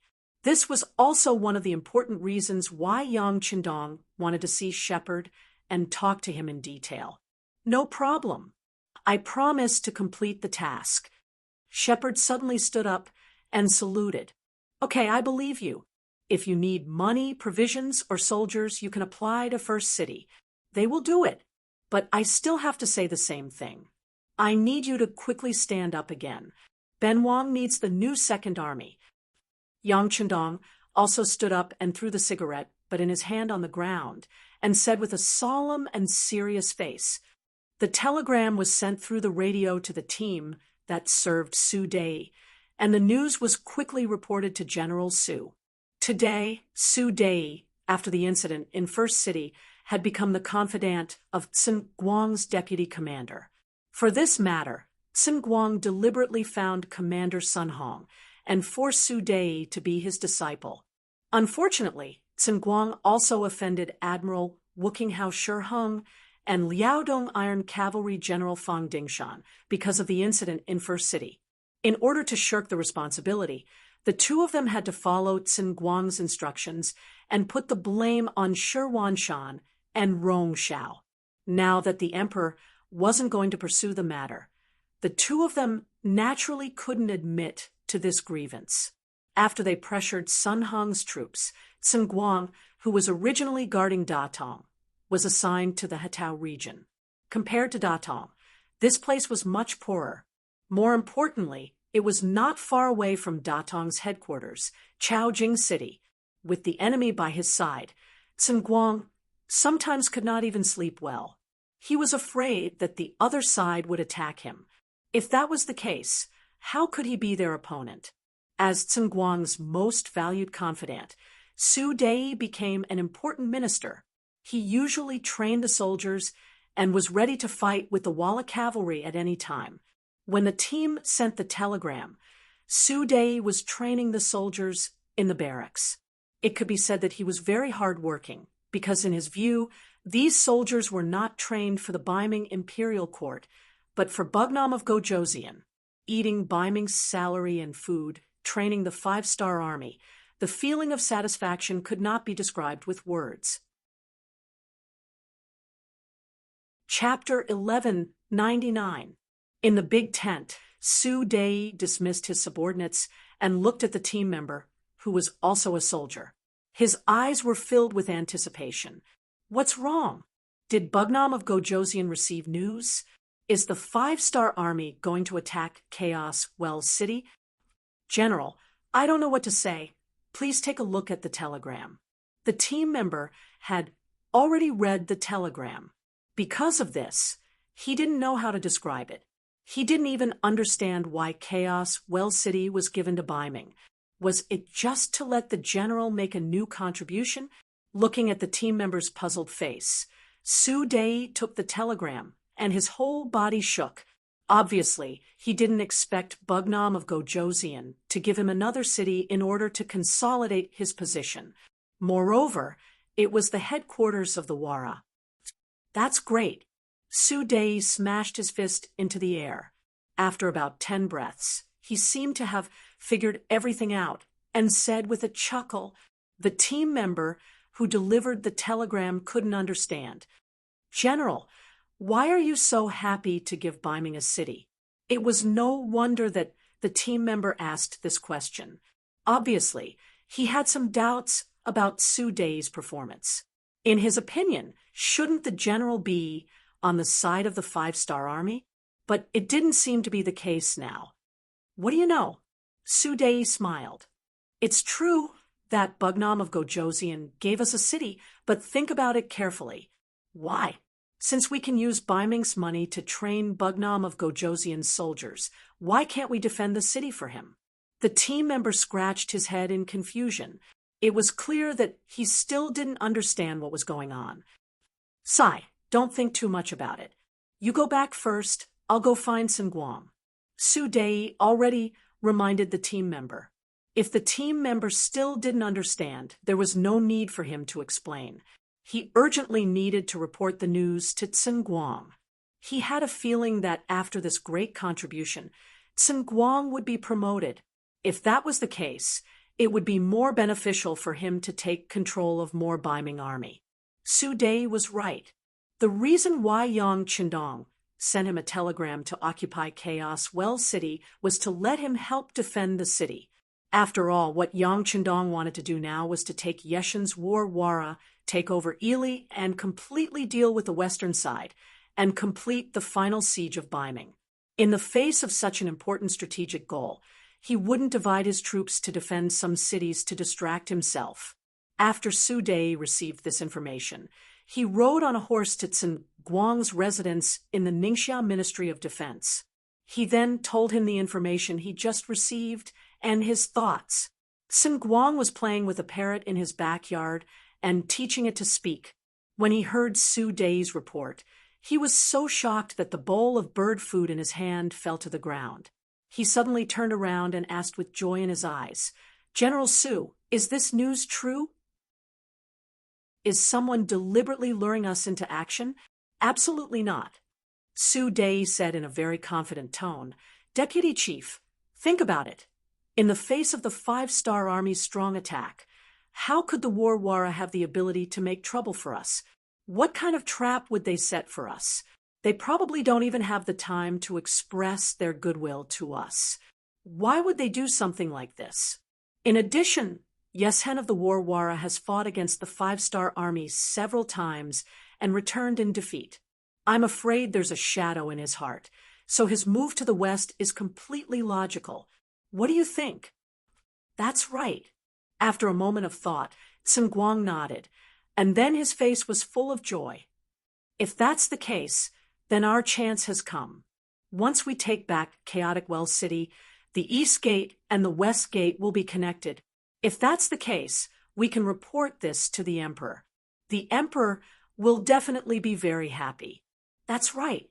When that time comes, perhaps this general will have to change the way I address you as commander. Su Dei's face was also full of joy as he complimented. Oh, ha, ha, ha. When that time comes, I'll promote you to deputy chief. The happy Sun Guang immediately made a promise. Ah, thank you, chief. Su Dei's face was indeed full of joy.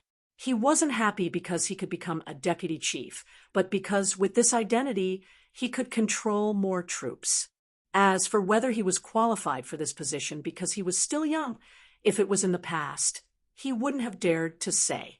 But now, the Emperor of Ming has begun to pay attention to generals. With Sun Guang's full recommendation, and Bugnam of Gojoseon's secret help, it was not impossible to achieve.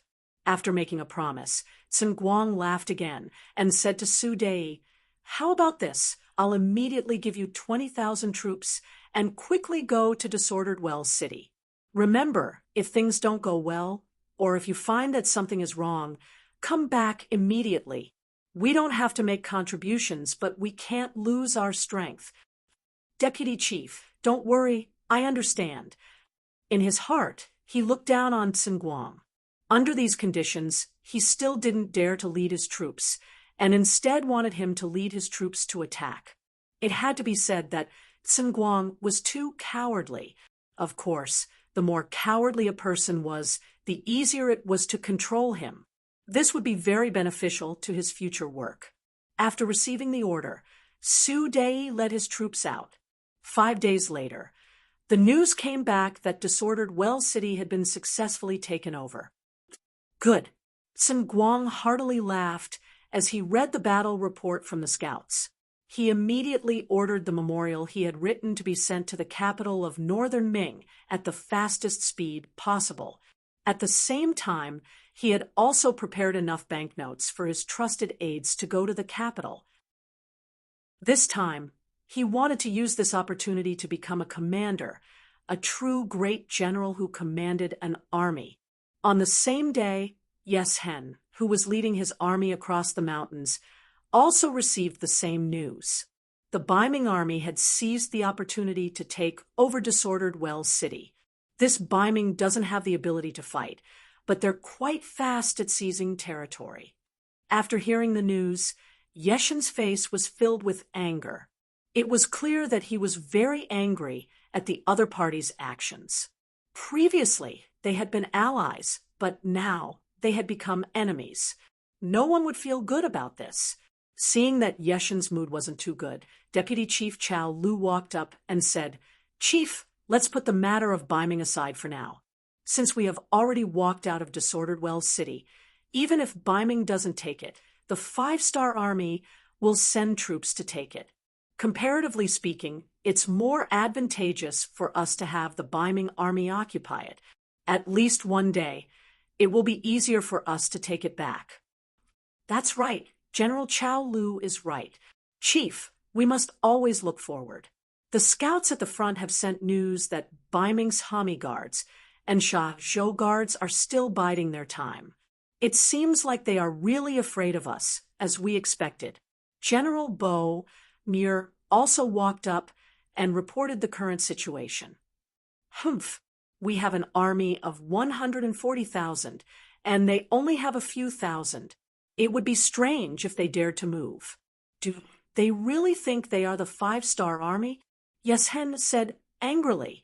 Only the 5-star army, even if they only had a few hundred people, would dare to move against you. It had to be said that this kind of courage was very rare. At the mention of the 5-star army, Shibi asked with some lingering fear, "Where is the 5-star army now?" Reporting to Chief, the The scouts have reported that they are currently gathering. It seems like they are waiting for something. Muir reported the news he had just received. Waiting. They must be waiting for Bugnam of Gojosian to personally come. Humph. I just don't know if they have the courage to come this time. If they do, then they won't be able to return. That's right. The messengers we sent out should be arriving soon, right? Whether or not we can stand firm this time is inseparable from their support. Shibi suddenly thought of something and asked Originally, there were two armed forces from Yurkiang and Torpan, but Yeshen didn't have any contact with them before. If they rashly went to look for them, they might end up being rejected. It was completely different in Yurkiang. After all, they had fought side by side before, and there was some friendship between them. Counting the days, it should be here. Muir reported. The truth was as he said. The messenger had already arrived at the capital of Yurkiang and was warmly received by Prime Minister Ali Pu. If Ali Pu couldn't see through Yeshen's ploy, then he wouldn't be worthy of his title as a wise prime minister. However, he couldn't do anything about it. After all, he had fought with the Walla cavalry before and knew how strong they were. If he stubbornly blocked them and didn't let them come forward, they might end up fighting first. That would only benefit the 5-star army. As the saying goes, one should choose the lesser of two evils. In the end, after discussing with the king of Baalide, he decided to accept Yeshen's Wara. No matter what, this was still a considerable force. Before this, Ali Pu had already reached an agreement with Yurkiang and Torpan. Everyone believed that in the face of an external enemy, they could put aside their previous disagreements and unite against them. As for their own matters, they could settle it behind closed doors. There was another clause in the agreement. Once the 5-star army really killed their way over, no matter which faction they attacked, the other two factions would have to send their troops unconditionally. This was just to protect their own pride and let everyone know that even if the Mongol Empire was no longer around as their descendants, they were not people who could be bullied as they wished. As such, a huge rock was formed, blocking in front of Yang Chendong and the 5-star army. At this time, Yang Chendong had already walked out of Shajing City. The army had a smooth journey and arrived at Iji. Here, they met up with the 1st Division of the world's cavalry, the 1st Division, and the Liaodong Cavalry Reinforced Regiment. At this point, along with the scouts and light cavalry of the new army, Narisong's 20,000 Mongol troops, and the 1st Cavalry Division of the Far Eastern Army, Yang Chendong had over 100,000 troops by his side. Looking at the energetic officers in the tent, Yang Chendong said in a booming voice, "Prepare in 2 days. Send troops to Besikyo Mountain." Chapter 1200. Baiming, the capital of Great Tang. A report of victory from the Dongtao region arrived in the imperial palace and was delivered to Emperor Zhu Qiyu. The autumn rations had just arrived, and the Ministry of Revenue was in the process of collecting them. The imperial court had also raised the price, and Zhu Qiyu had intentionally spread the word that if anyone dared to oppose the imperial court, they would be prepared to settle the score after autumn.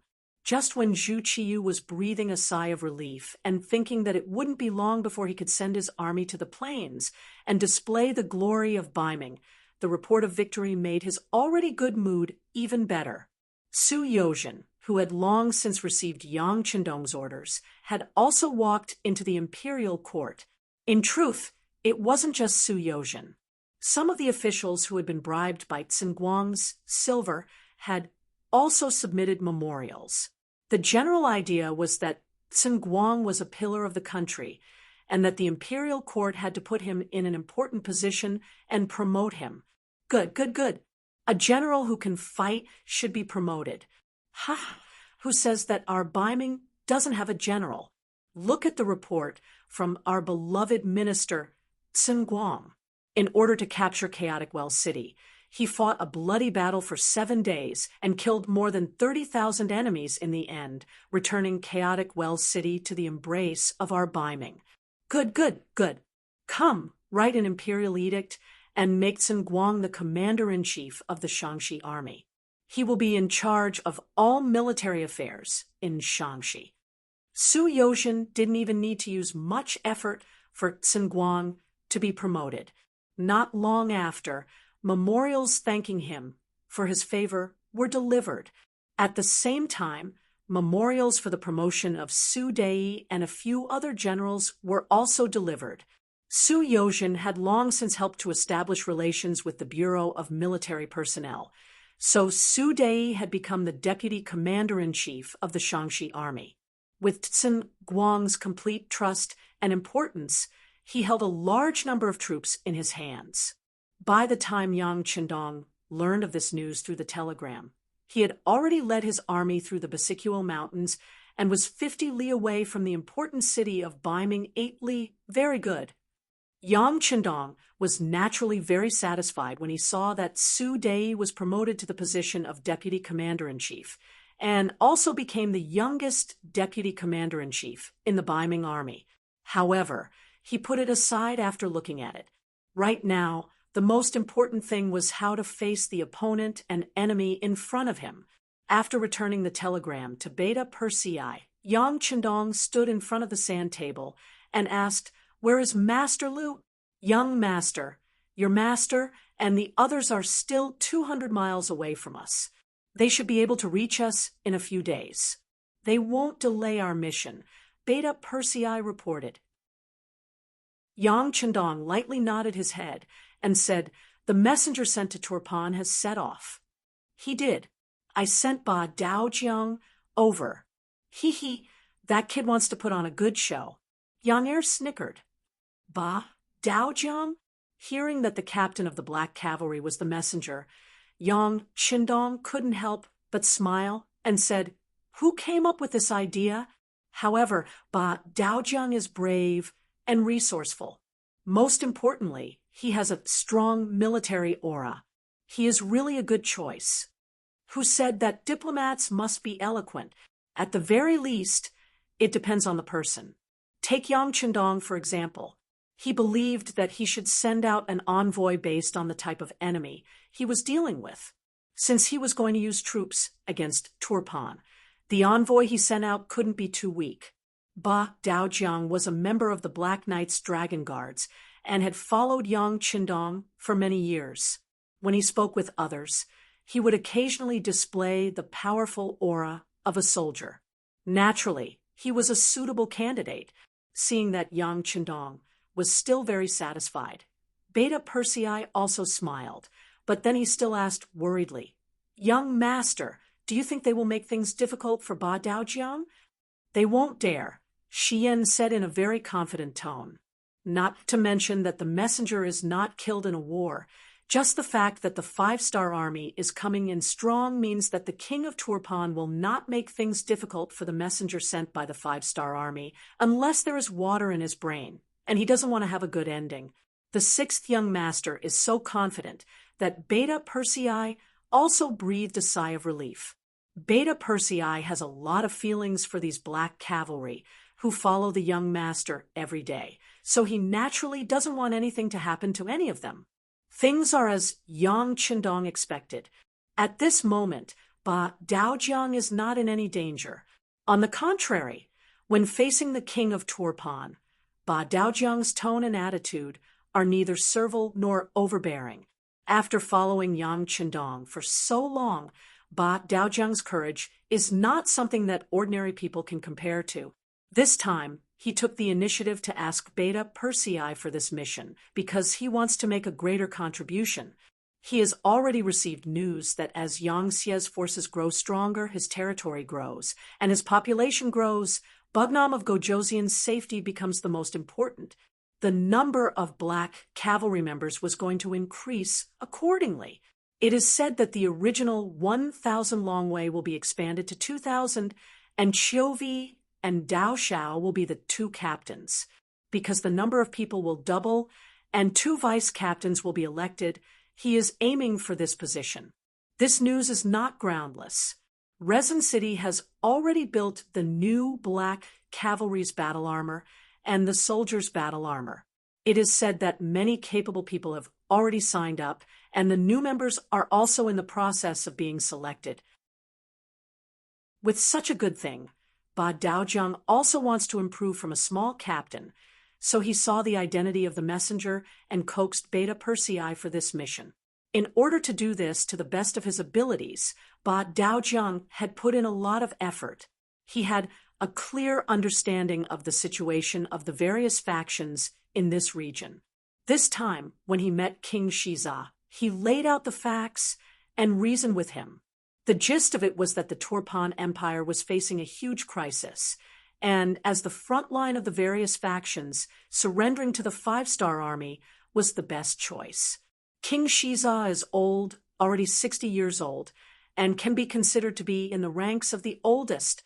However, the more a person is like this, the more afraid of death he is, especially when he is used to living a life of luxury. He does not want to take any risks. Previously, when Li, Yi, Erqiang, and Turpan held a meeting, he felt that something is wrong. If he really wants to fall out with the 5-star army, then Turpan, who is located in the easternmost area, will be the first to bear the brunt. This makes him very comfortable. Unfortunately, the other 2 sides have expressed their agreement. His eldest son, Hardenbarter, who is also the eldest prince who represented him in the meeting of the 3 sides, expressed his position without asking him. In order to protect his dignity, he wants to fight the 5-star army to the end. Because of this, when Hardenbarter came back, Shiza put him under house arrest. At this time, Ba Daojiang, who represented the 5-star army, appeared as a messenger. As soon as he appeared, he helped him analyze the situation. In the end, he said that if Turpan does not surrender, then it will be a dead end. At that time, as the king, Shiza will be buried here, and the Turpan people who died because of the war will blame him for generations to come. Respected King Shiza, everywhere my 5-star army goes, there is no place that we do not win. Do you think that a small Turpan can stop us? If you insist on using your weapons, then the only outcome that awaits you will be death. On the contrary, if you are willing to surrender, then not only will your people not suffer, as the king, you will be sent to a place with beautiful scenery and pleasant weather to live out the rest of your life. Ha! In fact, there are already many kings and leaders of other countries there.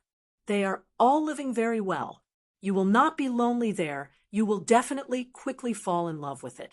At that time, there won't be too few people serving you, and your treatment won't be too low. Apart from losing a bit of power and freedom, everything else will be the same as it is now. You won't have to live in fear like you do now. How wonderful would that be? Ba Daojiang was originally a person of the pugilistic world. He was used to speaking human words. Often, the dead could be revived by his words. Not to mention, he had learned a lot from Yang Qindong over the years. His words were more reasonable and persuasive. The scene described by Ba Daojiang did not move Shiza, but there was one sentence that touched his heart. The 5-star army was indeed very powerful. Facing such a powerful enemy, the possibility of Turpan being defeated was very high. If that was the case, as the king, he would be dead, without a doubt. This was not something he wanted to see. Naturally, he wanted to surrender. Although it was a little embarrassing, at least he would be able to live. Furthermore, he would not have to worry for the rest of his life. Wasn't that a good thing? Esteemed envoy's suggestion is not bad. This king also does not want to become enemies with the 5-star army. However, the situation in my country is a little different. The eldest prince and some of the important generals in the army do not seem to agree and insist on fighting with the 5-star army. Shiza said with a slightly ugly expression. As he grew older, the eldest prince had slowly matured.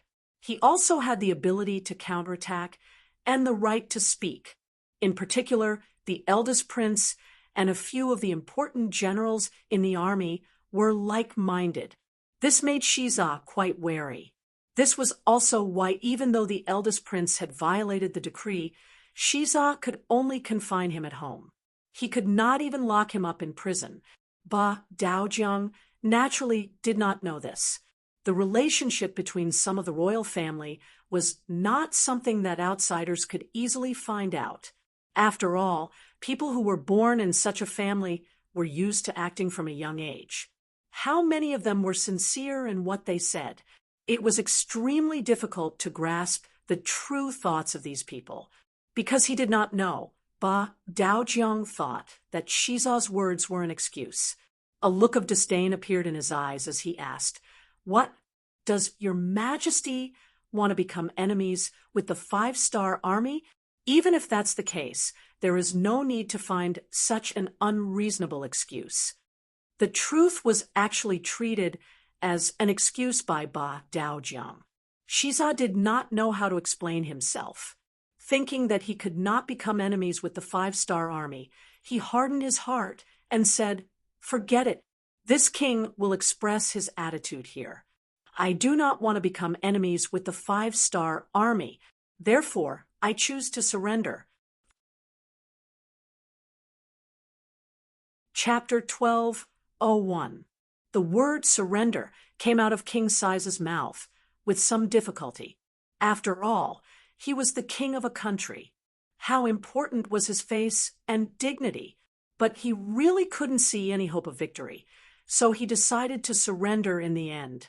In his opinion, as long as he surrendered to the 5-star army after their army entered, even if the crown prince had any thoughts or dissatisfaction, he wouldn't be able to change the facts.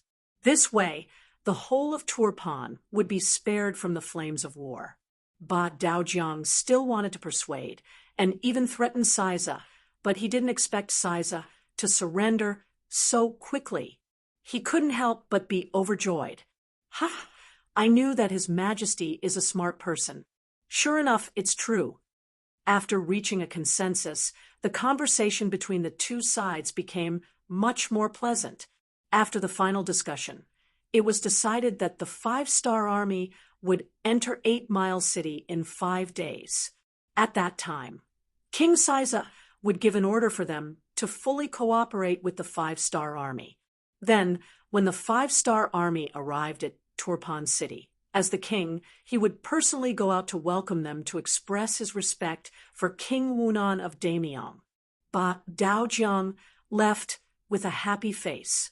The mission was completed, and it went so smoothly that it made him extremely happy. Originally, it would take more than 2 days to travel on a fast horse, but it took him less than 2 days to take a shortcut back to the 5-star army's camp in front of 8 Mile City. Then, he happily told the news to Yang Chendong. After knowing that Ba Daojiang had returned to the camp and really completed the mission of persuading the king of Turpan to surrender, Yang Chendong also smiled. "Not bad. I didn't expect Ba Daojiang to have such ability. Not bad. Haha. Young master, this should be due to the fame of our 5-star army." Beta Persei also laughed. As the person in charge of the Black Cavalry, of course, he had to be modest. "Ha ha ha." Yang Chendong laughed after hearing this. He pointed at Beta Persei and said, "I didn't expect you to be modest. All right, with this reward, Baojiang will be rewarded handsomely." "Yes, thank you, young master." Beta Persei quickly saluted and laughed. Things went unexpectedly smoothly. The 5-star army began to prepare to enter the city. Since the king of a country had made a promise and even wrote an imperial edict to Badaojiang, no one doubted it. After all, if there was a mistake, Siza, as the king, would be labeled as a lowly person. This was a very shameful thing for the king of a country. Even if he won the war, no one would trust him. But what if Siza was no longer the king? then wouldn't this imperial edict be nullified as well? Turpan's capital, Turpan City, the first prince's residence. Two tall and strong men were discussing something with a young man in the secret chamber of the prince's mansion. The young man had an extraordinary temperament, especially when he raised his hands and stamped his feet. He always gave people a very noble feeling. He was the first prince of Turpan, Hardenbarter. It must be said that Hardenbarter was a very capable person. In history, the rise of Turpan began from his generation. Later, after the famous Prime Minister Arab died because of old age, Hardenbarter, who inherited the throne, took the opportunity to rise. In the end, his grandson unified the entire Yilianli region, turning the three forces into one. This was also the predecessor of the modern Xinjiang. Of course, such a person in history would not be willing to submit to the five-star army. As a prince and the future leader of Turpan, Hardenbarter advocated to go to war with the five-star army during the Three Kingdoms Conference, which caused his father to be angry. Hardenbarter translated it into Chinese. The general idea was that he was resolute and heroic. How could such a person be willing to be grounded at home? Just like now, on the surface, he was not allowed to go out, but the two most important generals in the army took the initiative to come to his door. The two men sitting opposite him were the important generals in charge of Turpan. They were called Shirigan, meaning storm, and Daichin, meaning war general. The reason why the two of them braved the taboo to appear in the first prince's mansion was because of one thing. Their spies in the palace had sent news that King Shiza secretly met with the messenger of the five-star army and reached an agreement to surrender. Since ancient times, whenever a country encountered a crisis, it was usually the generals that stood up. For them, dying on the battlefield seemed to be a kind of mission. Even if they died on the battlefield, it was also a great honor. The two generals were both ambitious people and had contributed to the rise of Turpan in history. How could such a person be willing to become a surrendered general without doing anything? However, they were only generals. Although they controlled a portion of the army, they could not refute the king's words. After thinking for a while, they came to the first prince's mansion. In their opinion, the first prince would definitely be the same as them. He would not surrender to the five-star army so easily. Hardenbarter attached great importance to the arrival of these two important generals. He also learned about his father's decision from his spies in the palace. He was greatly disappointed, but at the same time, he was also thinking of countermeasures. The arrival of these two generals gave him new hope and the determination to go all out. In the secret room, the three of them sat cross-legged. Without any moving opening words, Hardenbarter expressed his will. Generals, although Turpan is not as powerful as the five-star army, it is impossible for us to surrender without doing anything. I also know that the two of you are courageous people, and I also know why you are here. However, it seems that it is impossible to persuade my father. He even wrote the surrender edict. It is impossible for him to go back on his words. The only solution is... Hardenbarter didn't finish his words immediately. After all, this kind of action was shameful in the eyes of many people and would be condemned by the officials of the country. The two generals of the rising sun, didn't think too much. When they heard that there was a solution, their eyes lit up. They looked at Hardenbarter expectantly and said, "First Prince, what solution do you have? Please tell us." "Yes, what do you need us to do?" "We will do our best." The other general, Daichin, also said.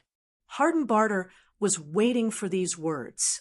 He didn't feel troubled and said, "If we want to solve this, we just need to make my father give up the throne. That way, his edict won't be recognized by our Turpan kingdom. Of course, we can't hurt father.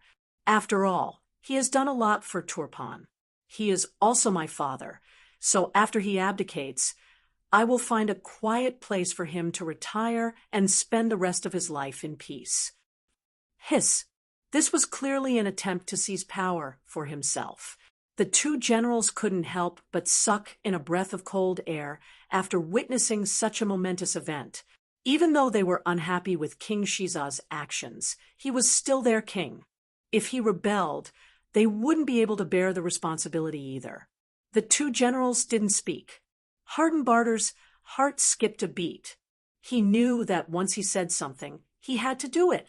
Otherwise, once the news was leaked, he would be the one to die. His father didn't only have him as a prince.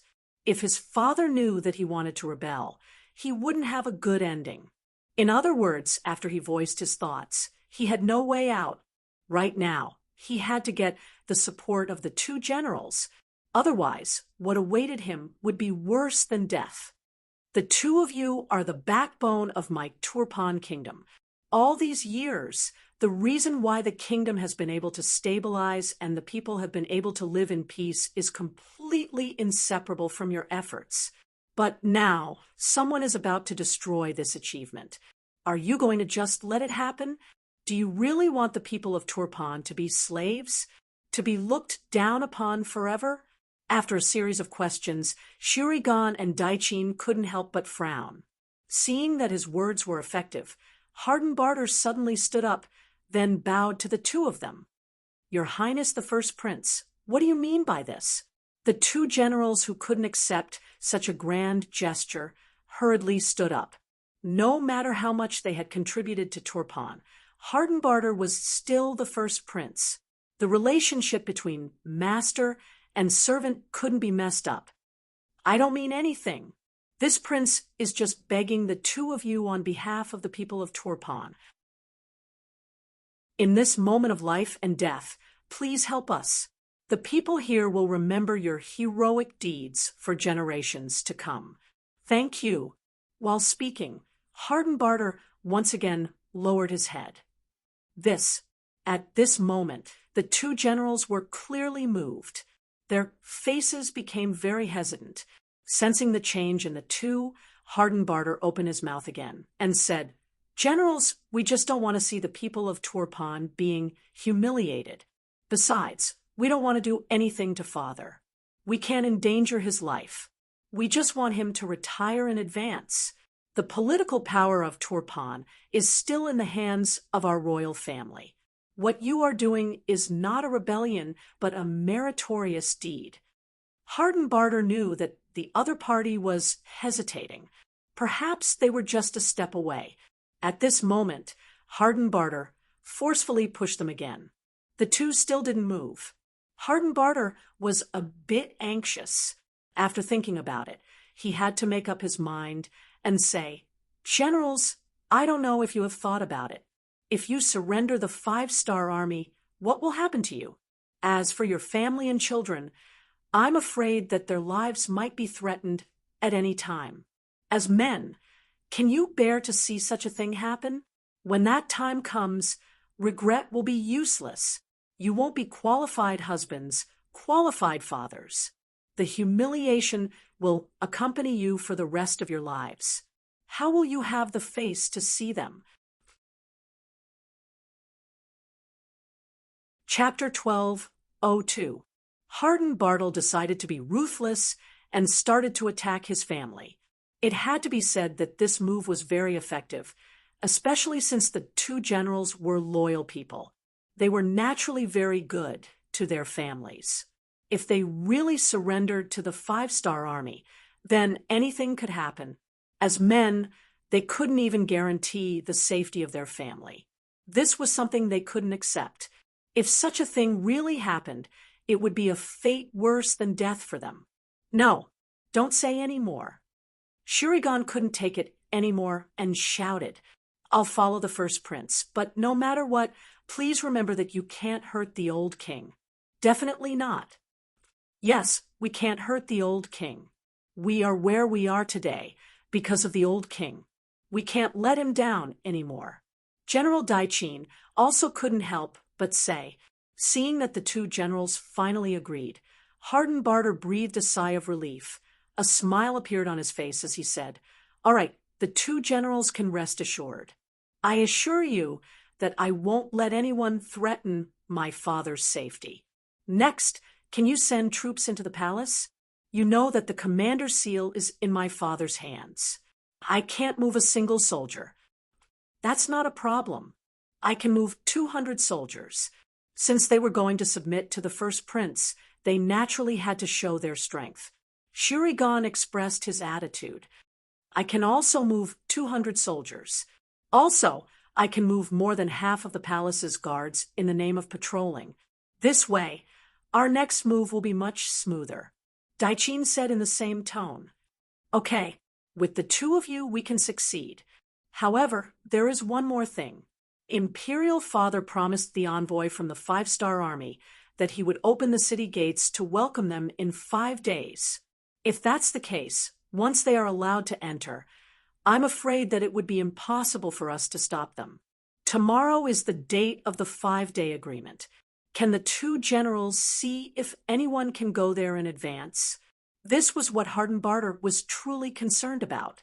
Once the main gate was occupied, the Turpan kingdom would enter a passive state in the following battles.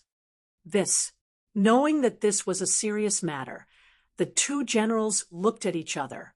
In the end, Shurigan stepped forward and said, "If that's the case, I'll bring some men over. The general guarding the city is my subordinate. He should listen to me." Seeing that the rising sun god had taken the initiative to take on this important mission, Hardenbarter was naturally overjoyed. "All right, then I'll leave everything to you, General.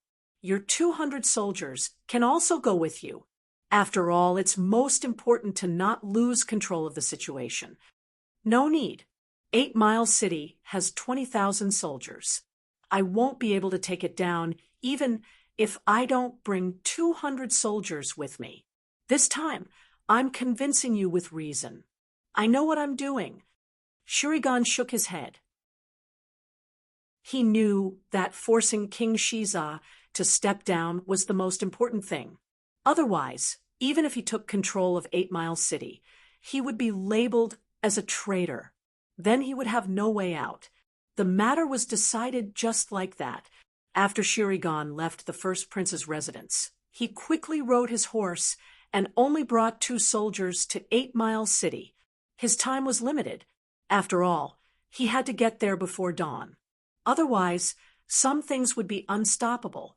The first prince and General Daichin stayed behind. After some discussion, they decided to take down the palace at 3 in the morning. That was when people entered a deep sleep. It was also when people's guard was at its lowest, whether it was King Shiza of Turpan or the spies that Yang Xie arranged in Turpan. None of them knew about this. No one believed that a rebellion was about to happen. No one doubted that someone actually dared to do this.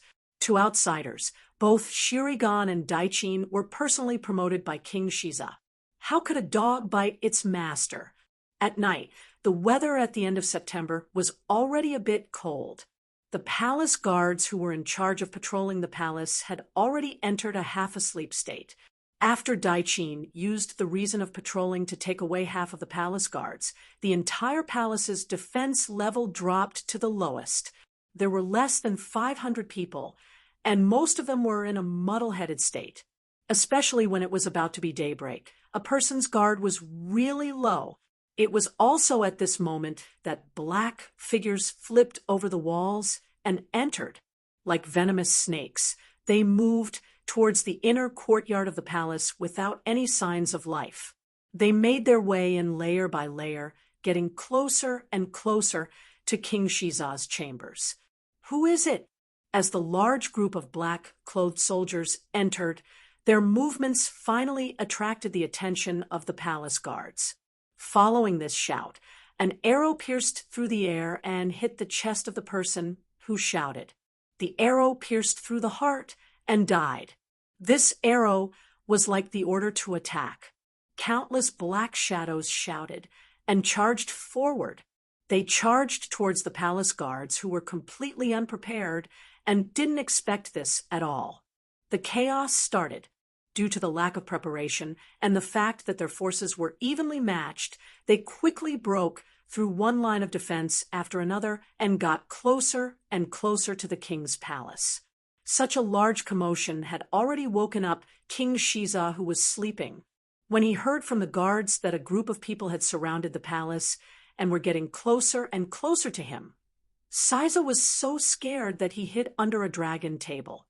His whole body trembled as he kept repeating the same sentence, "Don't kill me, don't kill me." When the sky was bright, 300 of the palace guards were killed, 100 injured, and close to 100 captured. King Shiza, who had fainted from fear, was carried away and placed in a secret place. Under the accompaniment of General Daichin, Prince Hardenbarter sat on the throne as he wished. He also received the tiger token and country seal to command the army, confirming the fact that he was the new king of Turpan. Don't lose 8 Mile City. When the sky brightened, the East City Gate near the 5-Star Army's camp was all opened, showing that they were determined to surrender according to the agreement. "Advance!" Yang Chendong stood in front of the main camp and waved his arm with a smile. Immediately, the 5,000 Mongol cavalry of the Wufeng army raised the 5-star flag and charged towards Don't Lose 8 Mile City. Each and every one of the cavalry was filled with vigor. On the city wall, Shurigan, who had already put on a set of general armor, squinted his eyes as he looked at the scene in front of him. He had arrived before dawn, and after some persuasion, the general of the city guard had returned to his side. Of course, part of the reason was because of Shurigan's persuasion. Of course, it was also because the defending soldiers didn't want to surrender before even shooting an arrow. As a soldier, as long as one had courage, unless it was necessary, no one would be willing to surrender. "Get ready!" Seeing that the vanguard of the 5-Star Army had arrived at the city gate and were about to enter, Shurigan shouted, "Fire!" The Turpan soldiers who were hiding under the battlements jumped out like fishes. They were like heavenly soldiers descending from the heavens. All of them took out their bows and shot at the defenseless 5-Star Army cavalry. Since they were defenseless and didn't expect something like this to happen, hundreds of them were hit by arrows. Some of them were killed on the spot, while others were injured. They cried out in pain on their horses. "Close the city gate." After succeeding in his attack, Shurigan immediately gave the order to close the city gate. He noticed that the 5-Star Army had more than 100,000 soldiers. Even if he had the upper hand, if he wasn't careful, he wouldn't be able to defend the city. The sudden change at the city gate caught the 5-Star Army off guard. The Mongol cavalry general Narisong, who was following the troops to enter the city, ordered the cavalry to retreat. His eyes were red as he rushed back to the tent and knelt in front of Yang Chendong. "My king, the Turfan army went back on their words. Please allow me to lead the troops to siege the city to collect the blood debt." At that moment, not only Narisong, but all the other generals had bloodshot eyes. They were furious. Yang Chendong, who was wearing a golden cape, didn't look any better. He didn't expect the Turpan army to do such a thing and lie to him. Although the Mongol cavalry wasn't his own, since they were able to join him, he was confident that he could turn them into his own. After all, they were his soldiers. Of course, he was furious that such a thing happened. Report: just as all the generals were furious and were waiting for the order to attack the city, Wang Shan suddenly appeared. He held a telegram from the Turpan Security Bureau and handed it to Yang Chendong. After taking it and glancing through it, Yang Chendong sucked in a cold breath. At the same time, the anger in his heart subsided. He looked at the generals and said, "Let's retreat. Let's go back to the tent for a discussion." Yang Chendong turned around and walked into the tent. At that moment, Badeo Jiang, who was wearing the black cavalry uniform, was kneeling on the ground. Kneeling with him were Chiu Vi, Dao Xiao, Peng Yu, and a few other captains. It was obvious that they had seen how the Turpan army went back on their words and even used the chance to injure the Mongol cavalry. Thinking back to how confident he was when he had completed the mission, Badao Jiang was here to ask for forgiveness. The rest of the people were tied up so that the sixth young master could deal with them leniently. Get up. This isn't your fault. Badao Jiang, you've completed your mission well. Yang Chendong walked in front of the crowd and stopped. After he finished speaking, he walked into the big tent. If it was before he saw the telegram, Yang Chendong might have been furious. However, now that he knew what had happened, he wouldn't make things difficult for Badao Jiang. Speaking of which, he didn't expect such a thing to happen. Chapter 12:03. That's right, it was recorded in the telegram that Prince Hardenbarter had suddenly declared himself king and replaced King Shiza. He had also announced to all of his subjects and commoners that from today onwards, Turpan would declare war on the Five-Star Army. When this sudden news came out, the intelligence department immediately started to investigate the reason. They didn't want to send a telegram to Wu Nanking without any head or tail. Because of this, they were a little late, which caused the loss of the Mongolian cavalry. However, Yang Chendong could not blame them. After all, the news needed to be confirmed, and they needed to find out the reason. It was normal for them to report it in the evening. Moreover, he did not expect such a thing to happen in Turpan either. After returning to the tent, he looked at the contents of the telegram. Hardenbarter had actually used force to open the gates of the royal palace and seized power. At the same time, he was shocked and blamed himself. How could a kingdom surrender so easily without even firing an arrow? He had actually believed it. Looks like I was too careless. Things went too smoothly, and I became too arrogant. I have to pay attention to this in the future. While Yang Chendong was reflecting on his actions, the other generals had also entered the tent. After everyone stood still, they looked at Yang Chendong expectantly, waiting for him to give the order to attack. Yang Chendong suddenly stood up and bowed 90 degrees to everyone as he said sincerely, "Everyone, this time this king was wrong. I'm sorry." This sudden apology scared the generals so much that they were dumbfounded. Following this, they all knelt on the ground and cried out, "Your Majesty, please take back your apology. We can't accept it. We can't accept it." It was no wonder that these generals, who killed people without blinking and would not even tremble in the face of an enemy's army, were afraid. In ancient times, how could an emperor apologize to his subjects? This was the special nature of feudal hierarchy. Even if the emperor had made a mistake, it was already a great thing to be able to issue an edict of self-reproach. Who knew how long he would be praised for this? Not to mention, Yang Chendong had bowed and apologized. His sincerity was even more evident. Even Beta Persei, who was standing on the side, was shocked for a moment and also knelt on the ground. Yang Chendong was now their king, their master. Where was the logic of a master apologizing to a servant? This was unheard of. Among the generals, Narisong knelt on the ground with tears in his eyes.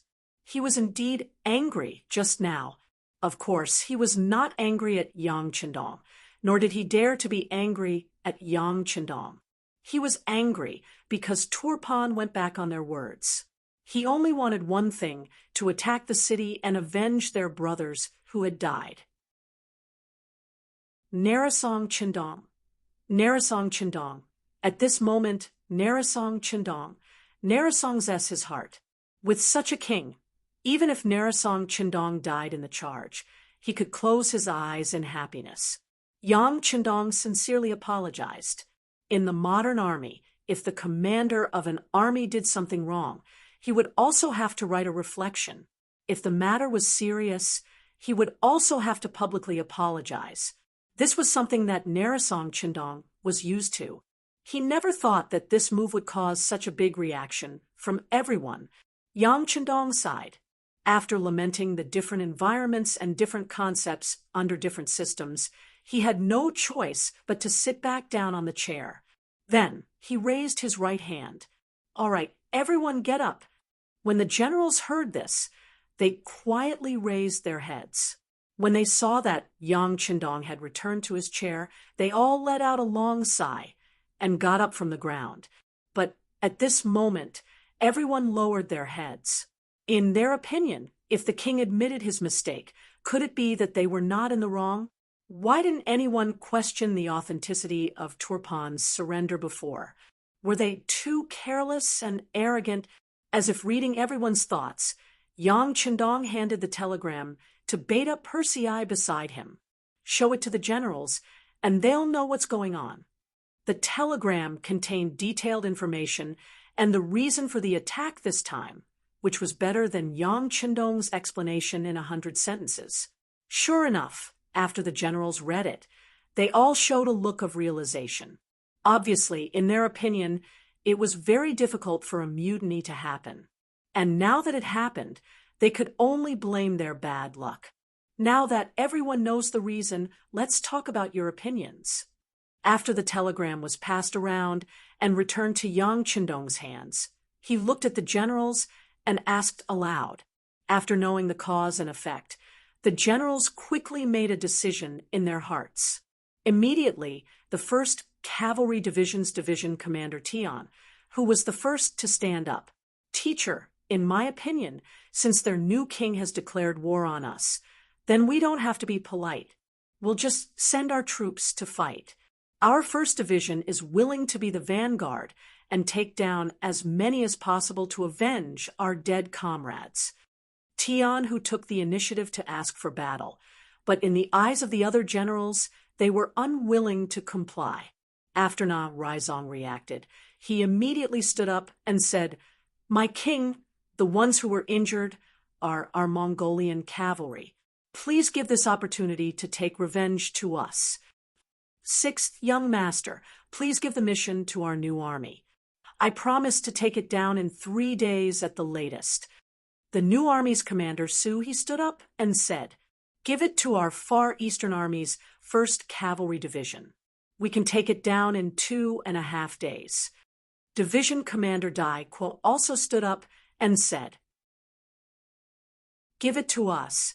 In an instant, all the generals and generals stood up and requested to be the vanguard. They wanted to take down 8 Mile and avenge their dead comrades. What was the morale of an army? This was the morale of an army. When everyone requested to be the vanguard, this kind of morale reached its peak. Once someone was allowed to be the vanguard, they would definitely give 100% of their effort and perform 120% of their best. At this time, if Yang Chindong gave the order, the siege would definitely be twice the result with half the effort. But, however, Yang Chindong still shook his head. Not for anything else, but he was very clear about one thing. This time, he brought all the cavalrymen. If he let the cavalrymen attack the city, not only would the effect be worse, the losses would also be greater. This was not what he wanted to see. However, he couldn't use the cavalrymen. 8 Mile City had to be taken down no matter what. Just based on the fact that the enemy suddenly attacked and killed nearly 1,000 of his cavalrymen, he had to take revenge. Otherwise, how could he face his generals and intimidate the enemy? Beta Persei, when will the 4th Master Lu arrive? Yang Chindong asked Beta Persei, who was beside him. Beta Persei was still thinking about which army the young master would send out when he suddenly heard this question. He was stunned for a moment, but he still instinctively replied, "The 4th Master Lu is transporting supplies at the back. They will only arrive at the camp tomorrow morning. Then we will wait for the 4th Master Lu to arrive. This time, I want to let them know what is the meaning of blood for blood. I want to let them know what kind of serious consequences they will face if they dare to set a trap for our 5-star army." Yang Qindong's voice was sonorous and powerful as he spoke. Under normal circumstances, Yang Qindong wouldn't do anything to ordinary people. Even if he didn't like this race very much, once they were conquered by him, they would become his people. There was no problem in protecting them a little. However, this time, Turpan's actions angered him. He decided to use artillery to attack the city tomorrow. When the time came, whether it was soldiers or civilians, they would all be baptized by artillery fire. This method was indeed somewhat heavenly, but these people weren't Han civilians. If they wanted to blame someone, they could only blame their new king, Hardenbarter. Yang Qindong didn't agree to any of the general's requests. Instead, he wanted to wait for the 4th Master Lu to arrive before starting the battle. This made everyone somewhat dissatisfied, but at the same time, they couldn't say anything. After all, who could compete with the Cold Vanguard army in a siege battle? Of course, it wasn't that no one had any opinions about this. For example, the commander of the Far Eastern Army's 1st Cavalry Division, Dai Qua, was somewhat puzzled. He had joined the Far Eastern Army when it was formed and had always been working under Qinbo. Because of his exceptional strength and intelligence, he was promoted as an exception. This kind of person was somewhat arrogant. In addition, he didn't know much about the 5-star army, especially the Cold Vanguard army, which was why he was dissatisfied. However, seeing that no one objected, he thought to himself, "All right, then let's see how this 4th Master Lu performs tomorrow. If they can't do it, I will definitely stand out and fight this battle well. This will also make the Far Eastern Army famous." Yang Qindong didn't know what Dai Ku was thinking. Even if he knew, he wouldn't care too much. He had absolute confidence in the 4th Master Lu. Don't lose 8 Mile City. After a wave of arrows killed nearly 1,000 enemies, the 5-star army retreated. Shirigan's expression didn't relax. Instead, he became even more nervous. He ordered the soldiers to go up the city walls and prepare kerosene, pillows, and boulders. He was waiting for the 5-star army to attack the city. He only had 20,000 soldiers, so he didn't have much confidence. He only hoped that the new king, Hardenbarter, would be able to bring his troops over as soon as possible. On the city walls, all of the Turpan soldiers were waiting. Many of them were so nervous that they were covered in cold sweat. However, in the 5-star army's camp 5 miles away, it was a relaxed scene. The cooks were cooking. Smoke curled up into the air, and the aroma of the meat filled the eyes of many soldiers with satisfaction. Just now, the higher-ups had sent down an order for everyone to rest for a day and prepare to attack tomorrow afternoon. At that time, it wouldn't be easy for everyone to eat in such a relaxed and defenseless place. This was the calm before the storm. Many of the soldiers took this time to rest and prepare themselves for the next battle in their best condition. The 5 astral army suddenly stopped attacking. This was out of Rising Sun Gon's expectations. Even when night fell, there was still no movement from the other side. Finally, he could not help but write a letter and send it back to Tolyafin City to deliver to the new king.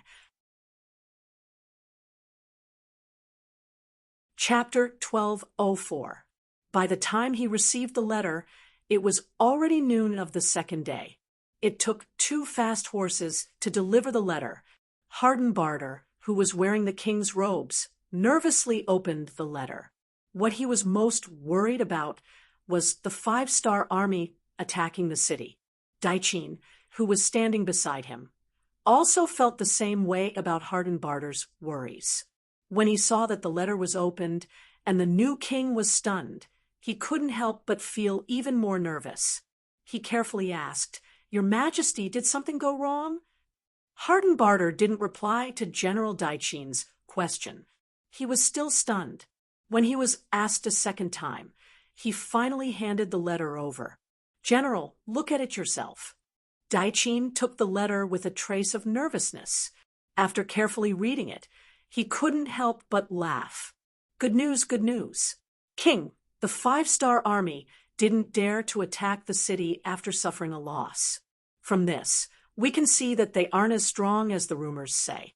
As long as we can defend the city and wait for our reinforcements to arrive, we can definitely keep them out of the city. This way, our country will be safe. At that time, when the other countries come to help, it will be time for us to fight back with all our strength." Daiqin's idea was indeed correct. Defend the city and not let the 5-star army attack. Then, gather the forces of Ili Li, Yi Erqiang, and Wara's cavalry. They will have hundreds of thousands of soldiers. At that time, their military strength will exceed the enemy's, and their supply lines will be much closer.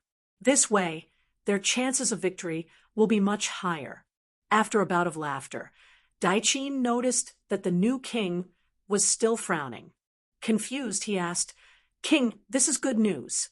Why aren't you unhappy?" "Well, I feel that something is wrong.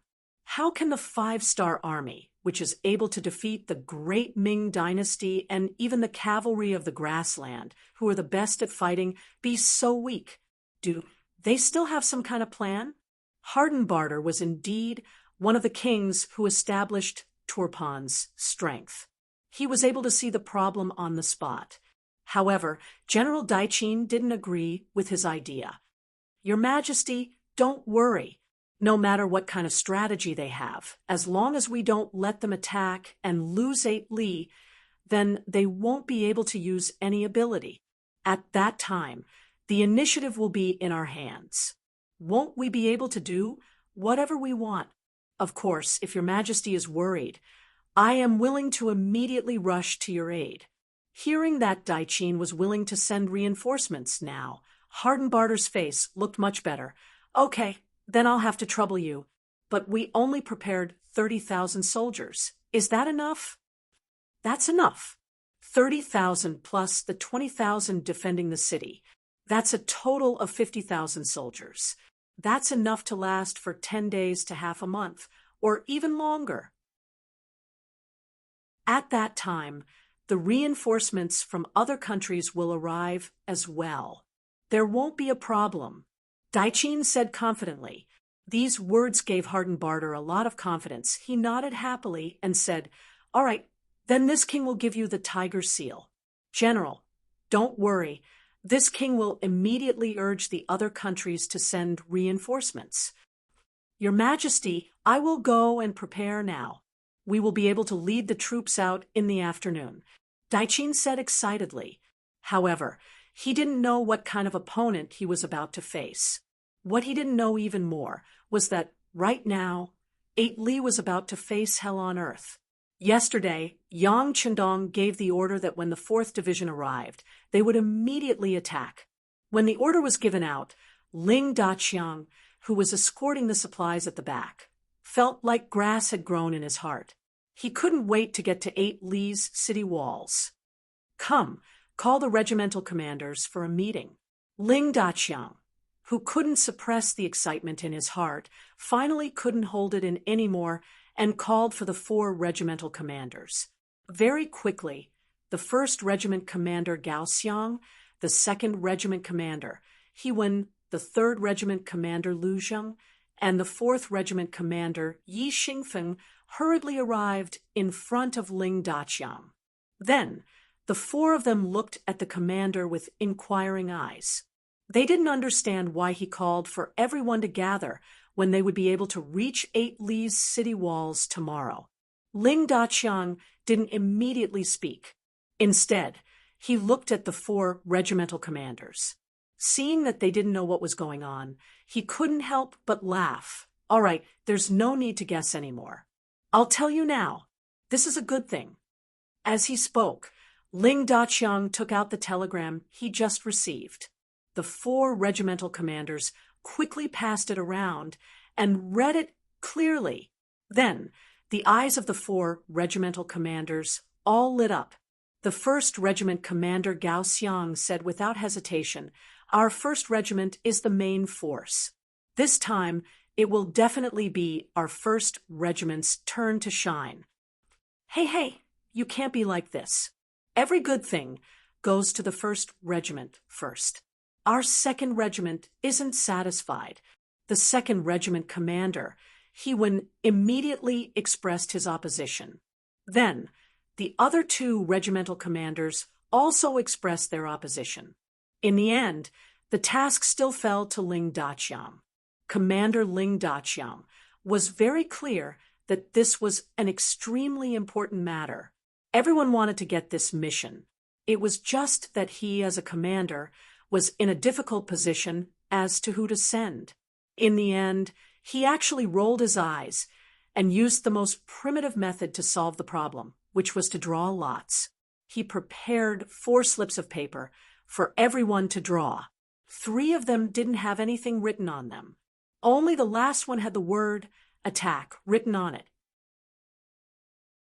Whoever got the mission would get it.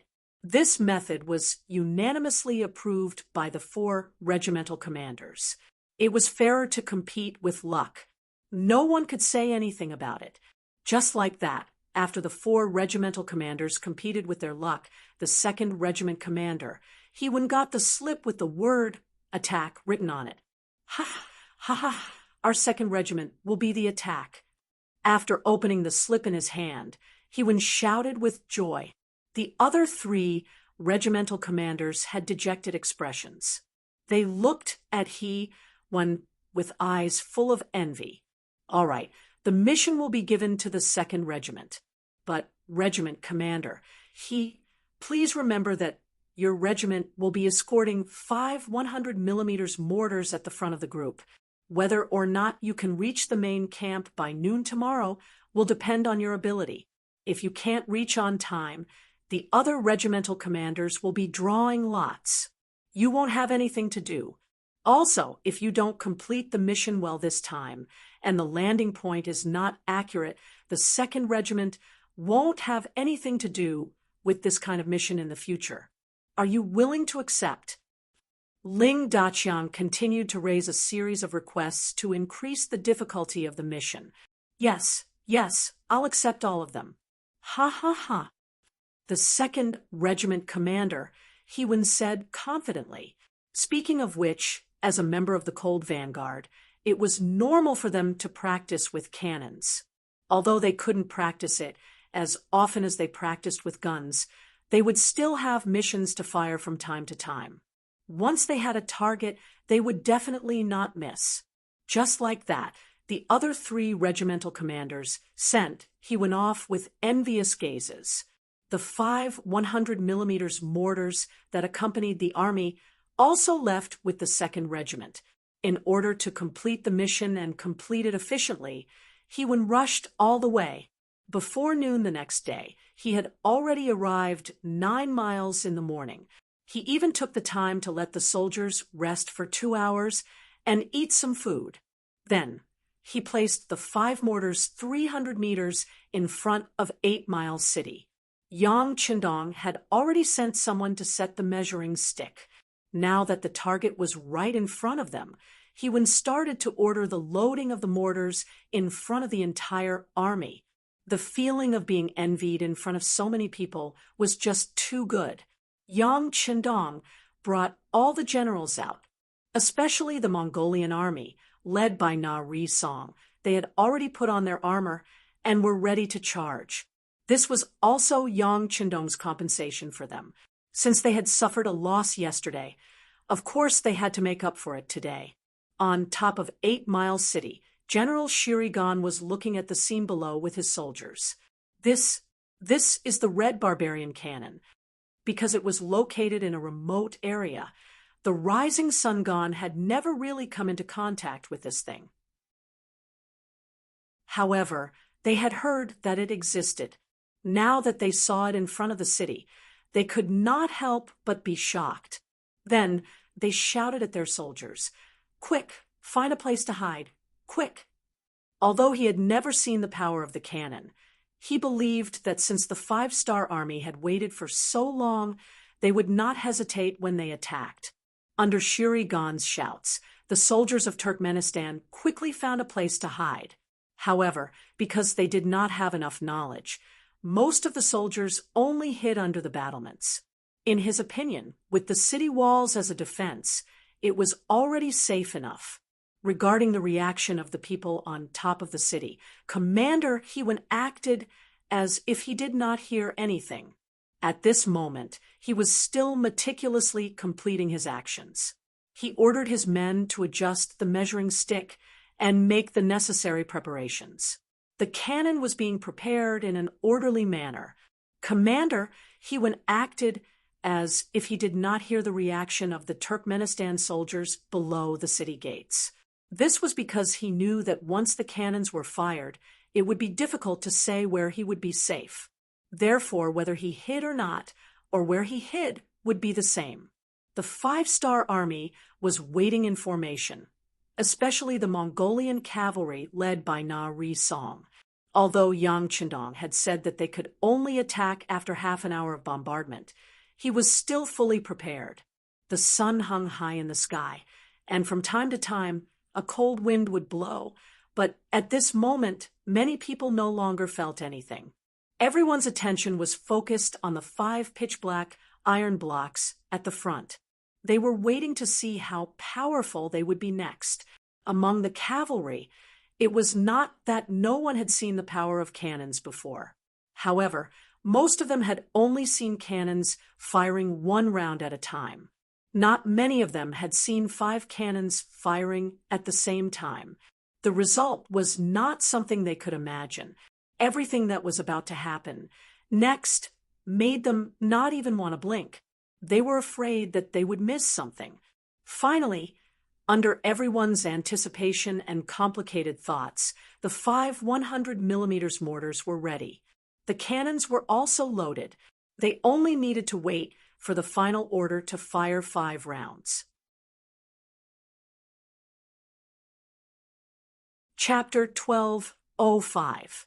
Hewen didn't immediately give the order because this was the first time he had to deal with something like this. Although Yang Xie was powerful, his ability to rely on cannonballs was still very weak. The process wasn't up to standard, so out of 10 cannonballs, only 1 or 2 could actually be used. This made them have no choice but to use them sparingly. This was also the reason why cannons weren't widely used until now. It was because the technology wasn't mature enough. Everything depended on a large probability and hard work. It was because of the preciousness of cannonballs that Hewen couldn't help but turn around to look at Yang Chendong. He was waiting for the 6th young master to give the final order.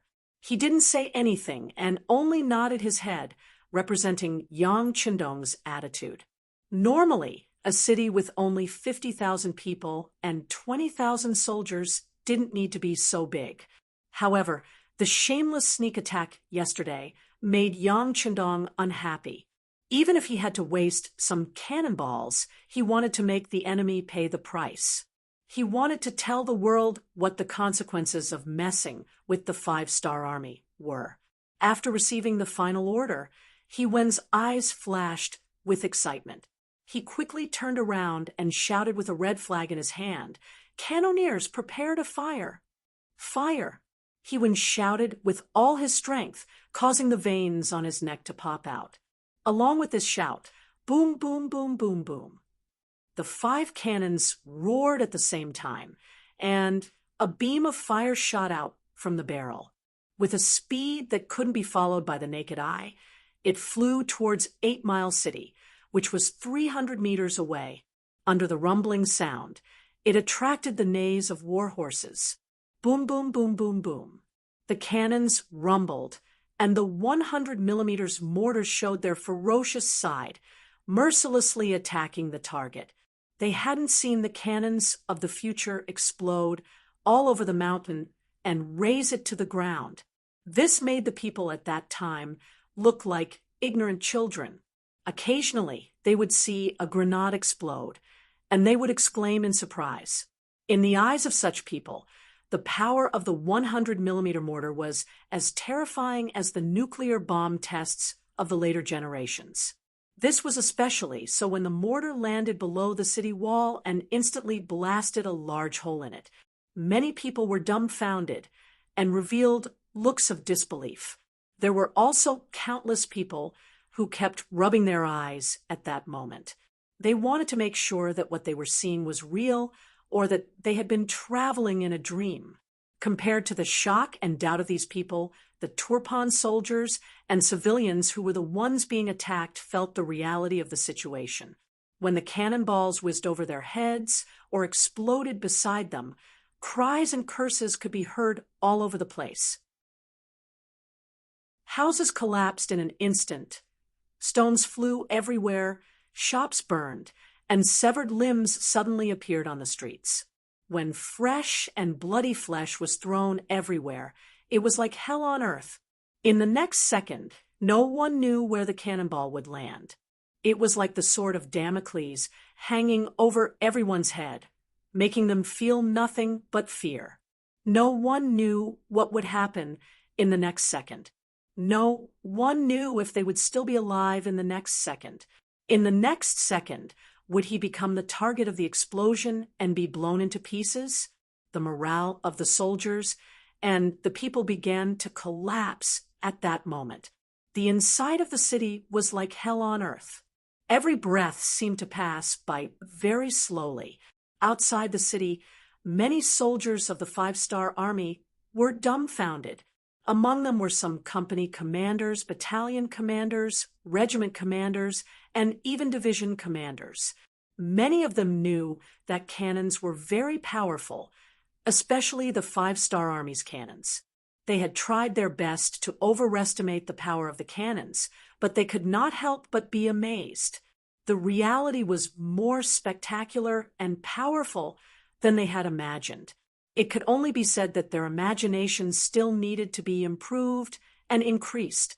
Because of that, many people were secretly sizing up Wen's 2nd Regiment, who was still firing the cannons. Many people were also amazed by Bugnam of Gojosian's strength and power.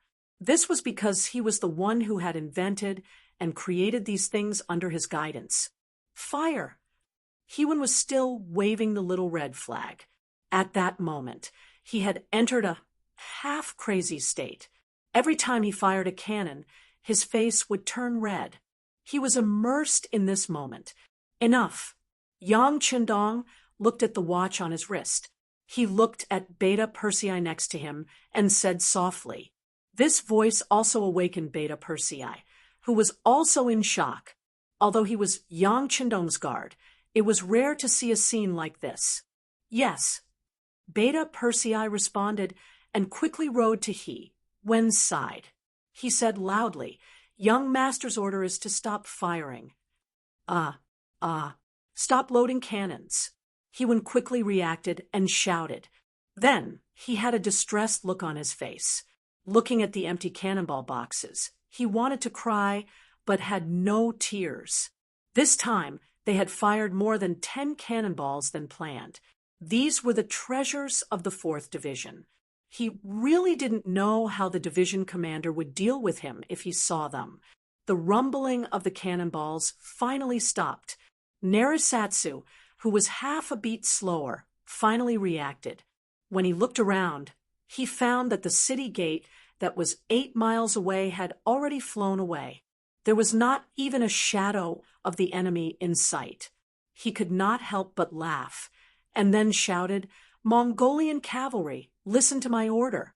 Follow me and kill.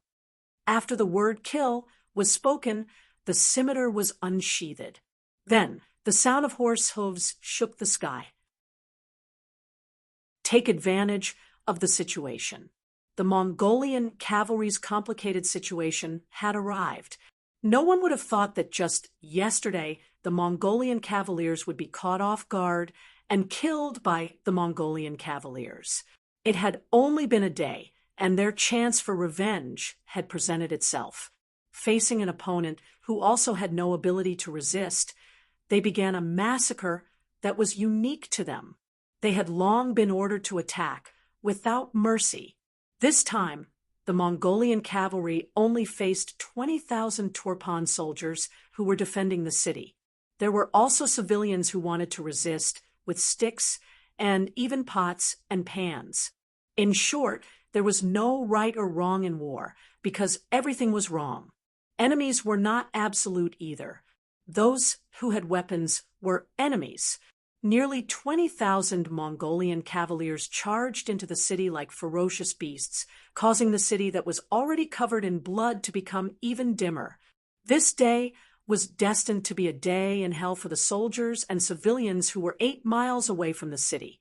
Yang Qindong rode on his horse, as if he did not hear all of this. It was not that his heart was as hard as stone, but he knew very well that evil people needed to be dealt with by evil people. Perhaps some people would understand that if you respected them, they would return the favor tenfold. But to some people, if you backed down, you would only be seen as a sign of weakness. To such people, only by killing them could one completely subdue them mentally and physically, such that they would never dare to have any thoughts of resistance. Naturally, this was a way to treat the symptoms, but not the root of the problem. But it did not matter. Yang Qindong still had a backup plan, which was to move the civilians away. When a place was filled with strangers, their so-called national spirit would naturally crumble. If they could live a good life, then no one would rebel. A war that could not be considered a war that was just a massacre, finally ended after the Mongolian cavalry vented their anger. After the battle, out of the 20,000 Turpan soldiers, over 8,000 were killed, and the captives were all injured.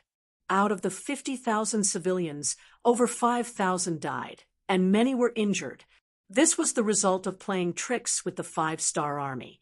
Maybe if they did not play tricks and fought head-on, they would not have suffered such heavy losses. What was worth mentioning was that the defending general, Shirigan, had died under a giant rock. One could deduce that a cannonball had blown up the battlements, and unfortunately, it landed on his body. A Turpan heavy general actually died, just like that on the ground. It was as his name implied. Storm, he died in a storm. Your Majesty, your subordinate is untalented. About 200 cavalrymen escaped, and we were unable to catch up. Na Raizong appeared in front of Yang Qindong, his body reeking of blood. No worries, someone needs to report. Yang Qindong did not care about this at all. He even felt that the number of people who escaped was too little. In his eyes, those soldiers who had seen such a scene would not be able to fight against the 5-star army. The shadow in their hearts was their greatest enemy. 8 Mile City, which was seen as a natural stronghold, was lost just like that. From the start of the attack to the complete occupation, it took less than 4 hours. When the 200 cavalry that escaped scattered, and a portion of them returned to Turpan City, it was already the night of the second day. The new king, Hardenbarter, was woken up from the palace, and he learned about what had happened from the general on duty. What?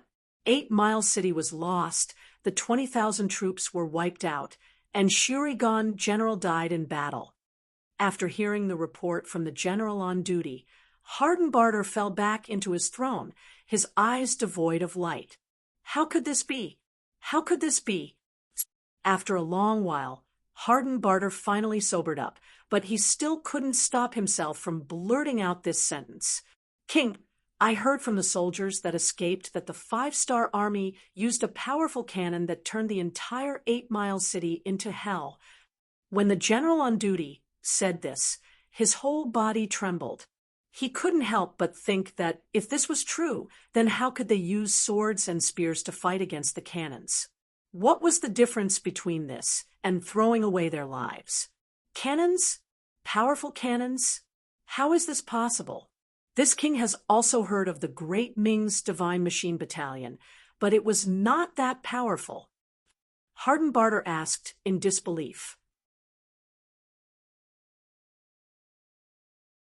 Chapter 12:06. But the soldiers who escaped all said so. My king, how should we deal with these people? The general on duty asked carefully. Because he was a general, he knew that if this matter was spread out, it would affect the morale of the army. He was afraid that no one would dare to fight against the 5-star army. How should we deal with them? Lock them all up. If anyone dares to say anything, behead them on the spot. Hardenbarter was indeed an ambitious person. He quickly thought of the crux of the matter and revealed a ferocious look to the general on duty. Understood, my king. The general on duty nodded and went out to handle the matter. In fact, he wanted to say that it wasn't just these people who escaped. There were also some soldiers who ran away, who didn't know where. He was afraid that the news couldn't be hidden. However, he didn't dare to say anything because he was afraid of Hardenbarter's gaze. He was afraid that his king would let him handle this matter. Wouldn't that be asking for trouble? The general on duty was right. At this time, the news couldn't be hidden anymore. This was because the soldiers who escaped were already terrified. When they escaped, some of them randomly chose a direction and ended up in different cities. This news spread along with these people. However, this wasn't the most depressing thing. What really made the Turpan kingdom unable to bear was General Daichin, who had already led 30,000 troops to battle. While he was on his way to the city of Bali, with 5,000 cavalry and 25,000 infantry, they met with the new army of the Third Army, which was marching towards Turpan. When the scouts from both sides met, there was naturally a bloody battle. Then, the news spread back to each side. Suhi was leading the new army of 20,000 people on the road when he suddenly heard the scouts say that there was a foreign race army ahead. There were about 30,000 of them, and most of them were infantry. This news made Suhi's body shake, and he was very excited. Since leaving the Liaodong region, Suhi and the new army had been hurrying along. They didn't even fight a decent battle. Even when they were outside the beginning city, they were merely chasing after the enemy. This made him feel stifled. Yang Chendong trusted him so much that he brought him wherever he went, but his contribution was too small. Just as he was vexed and thinking about how to achieve great things in Turpan, the opportunity finally came. Inform all divisions to launch a fierce attack in company units. The two armies had suddenly met, and there was no time to prepare a battle plan. However, Suhi trusted his officers. He believed that they would not fail their mission and inflict heavy losses on the enemy. Although such an encounter came very suddenly, the new three armies had already undergone the corresponding training. At this moment, it was the time for them to display their subjective initiative. What mattered was which officer reacted faster, and the rewards would naturally be greater. He had been by Yang Chendong's side for many years and had fought with his opponents for a long time. He had seen all kinds of situations and had made all kinds of preparations. None of this was a problem. The new army had such confidence. But in comparison, Daichin didn't have such ability. This didn't mean that Daichin's commanding ability wasn't good, but that the reaction of his soldiers was much worse. When the scouts at the front sent news that they suddenly met the 5-star army 10 miles ahead, Daichin's first reaction was that it was impossible. It could be said that he was unlucky because he was traveling on the official road. He didn't encounter a single deserter who was scared out of their wits. Naturally, he didn't believe that there would be a large number of 5-star army in the hinterland of Turpan. 8 Mile City was guarded by the Rising Sun Gon and 20,000 elites, so it couldn't be broken through so easily. It must be a small group of the 5-star army that charged in from who knows where. This was Daichin's first reaction, but out of caution, he ordered the army to stop moving forward. He would personally bring 5,000 cavalry to see what was going on.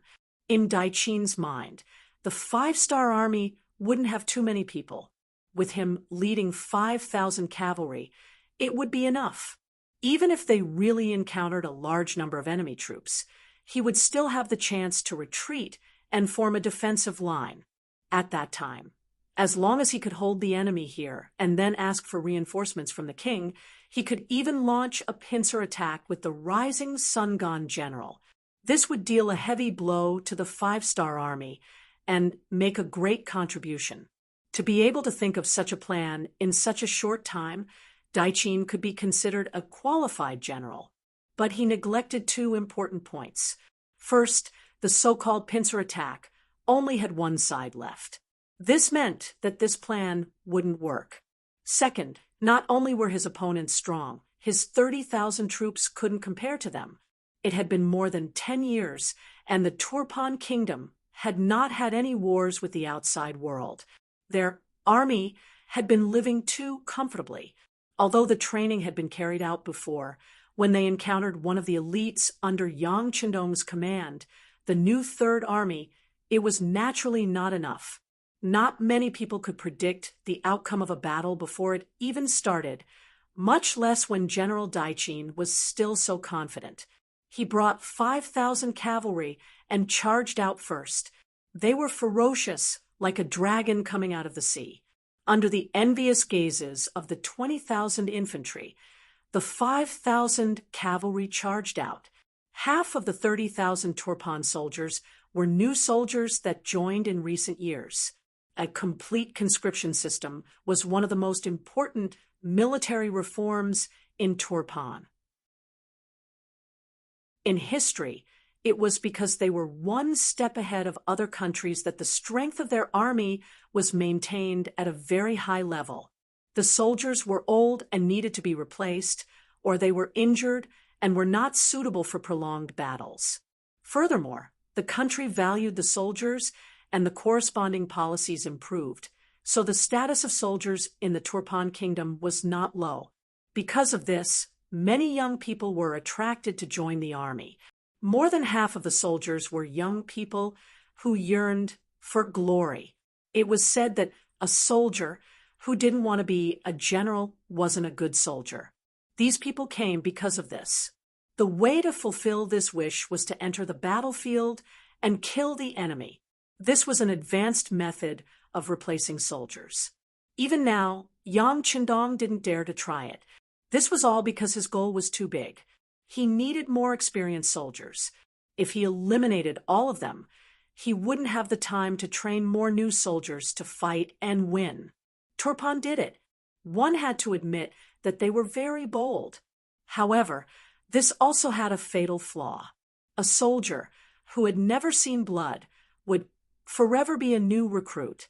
They would not be able to understand the cruelty of the battlefield, nor would they understand how important it was to maintain a balanced mentality in this life-and-death situation. And now, it was time for the 5-star army to teach them a lesson. When the 5,000 cavalrymen walked past the new recruits with envy, they suddenly retreated. Just like when they left, the 5,000 cavalry were still 5,000 cavalry. But the difference was that they didn't have the high spirits from before. Instead, they were in a sorry state. If one had to use an idiom to describe it, it would be that they were like birds startled by the twang of a bow. Among them, the one who ran the fastest was the role model of many of the new soldiers, General Daichin. Daichin was originally full of confidence, but not long after he charged out, he saw the 5-star army cavalry covering the sky and earth, especially when the enemy used companies as a unit and each company had a bright 5-star flag. At that moment, it was as if the entire sky was dyed red. Daichin's pride instantly disappeared, and what replaced it was fear, and finally, he turned around and left. On such a battlefield, he could no longer analyze how many enemies there were. However, he knew that if he really led 5,000 cavalrymen into battle, it would be equivalent to sending lambs into a tiger's den. In the end, not a single one of them would be able to escape. How is this possible? There are so many enemies. What is Shurigan doing? Why didn't he report it? Why? As he retreated, he kept cursing Shurigan. Completely unprepared, Daichin was caught off guard. Facing the powerful new army, his confidence was gone. All he could think of was to retreat. To put it bluntly, it was to escape. One soldier was fearful, while the general was fearful. When the main commander had his fear embedded in his bones, it was easy to imagine how this battle would continue. There was no hope of winning this battle. The 5,000 cavalry returning so quickly gave the 25,000 infantry a lot of confusion. Some of the old soldiers who had participated in the war had a bad look on their faces. Experience seemed to have told them the answer, but for the new soldiers who were participating in the war for the first time, they couldn't understand. Some even naively thought, was this General Daichin's way of training the soldiers? Was it to test how fast the cavalry was? No matter what kind of thoughts these people had, the truth would tell everyone what had happened. Just as the 5,000 cavalry returned to the infantry camp, behind them, an eye-catching red flag appeared. Then 10,000 horses galloped, as if Mount Tai was pressing down on them. At first, there was only one flag, then a few flags. But then more and more red flags appeared. It was as if they suddenly grew in the sky, giving people a feeling that there was no end to them. And these red flags only came from one direction, the direction of the 30,000 Tulu army. Prepare to fight. Set up the formation. Archers, spearmen, step forward. Finally returning to the side of his own army, Daichin, whose expression was still uncertain, started to shout out orders. Even though he was frightened by the enemy's formation, but as a general, his responsibility was to command the battle. Even though he knew that the chances of victory were slim, he still had to do it. This was his mission. Chapter 1207. Daichin was already standing at the position he was supposed to be standing at, and the order had already been read out by him. If it was during training, with his shout, the soldiers below would definitely obey in unison. The archers and pikemen would definitely have rushed to the front, and behind them, the piaulins and short-bladed soldiers would have started to raise stakes and set up tripping ropes and other things. It could be said that the Turkopan kingdom had put in a lot of effort in training to deal with cavalry. This caused their confidence to swell, and they dared to face any opponent or provocation. However, training was still training. They didn't even know what a drill was. When they were actually on the battlefield, these things suddenly became so useless. When they saw the enemy cavalry approaching from all directions, when they felt the earth tremble at this moment, when they felt the breeze that blew against their faces, when they felt a wave of austere air, when they felt a wave of murderous intent, the minds of the recruits were completely blank. At this moment, they couldn't remember what military order, what training program, and even where they were supposed to stand. Everyone could only stare blankly in front of them. The enemy is here. What are you waiting for?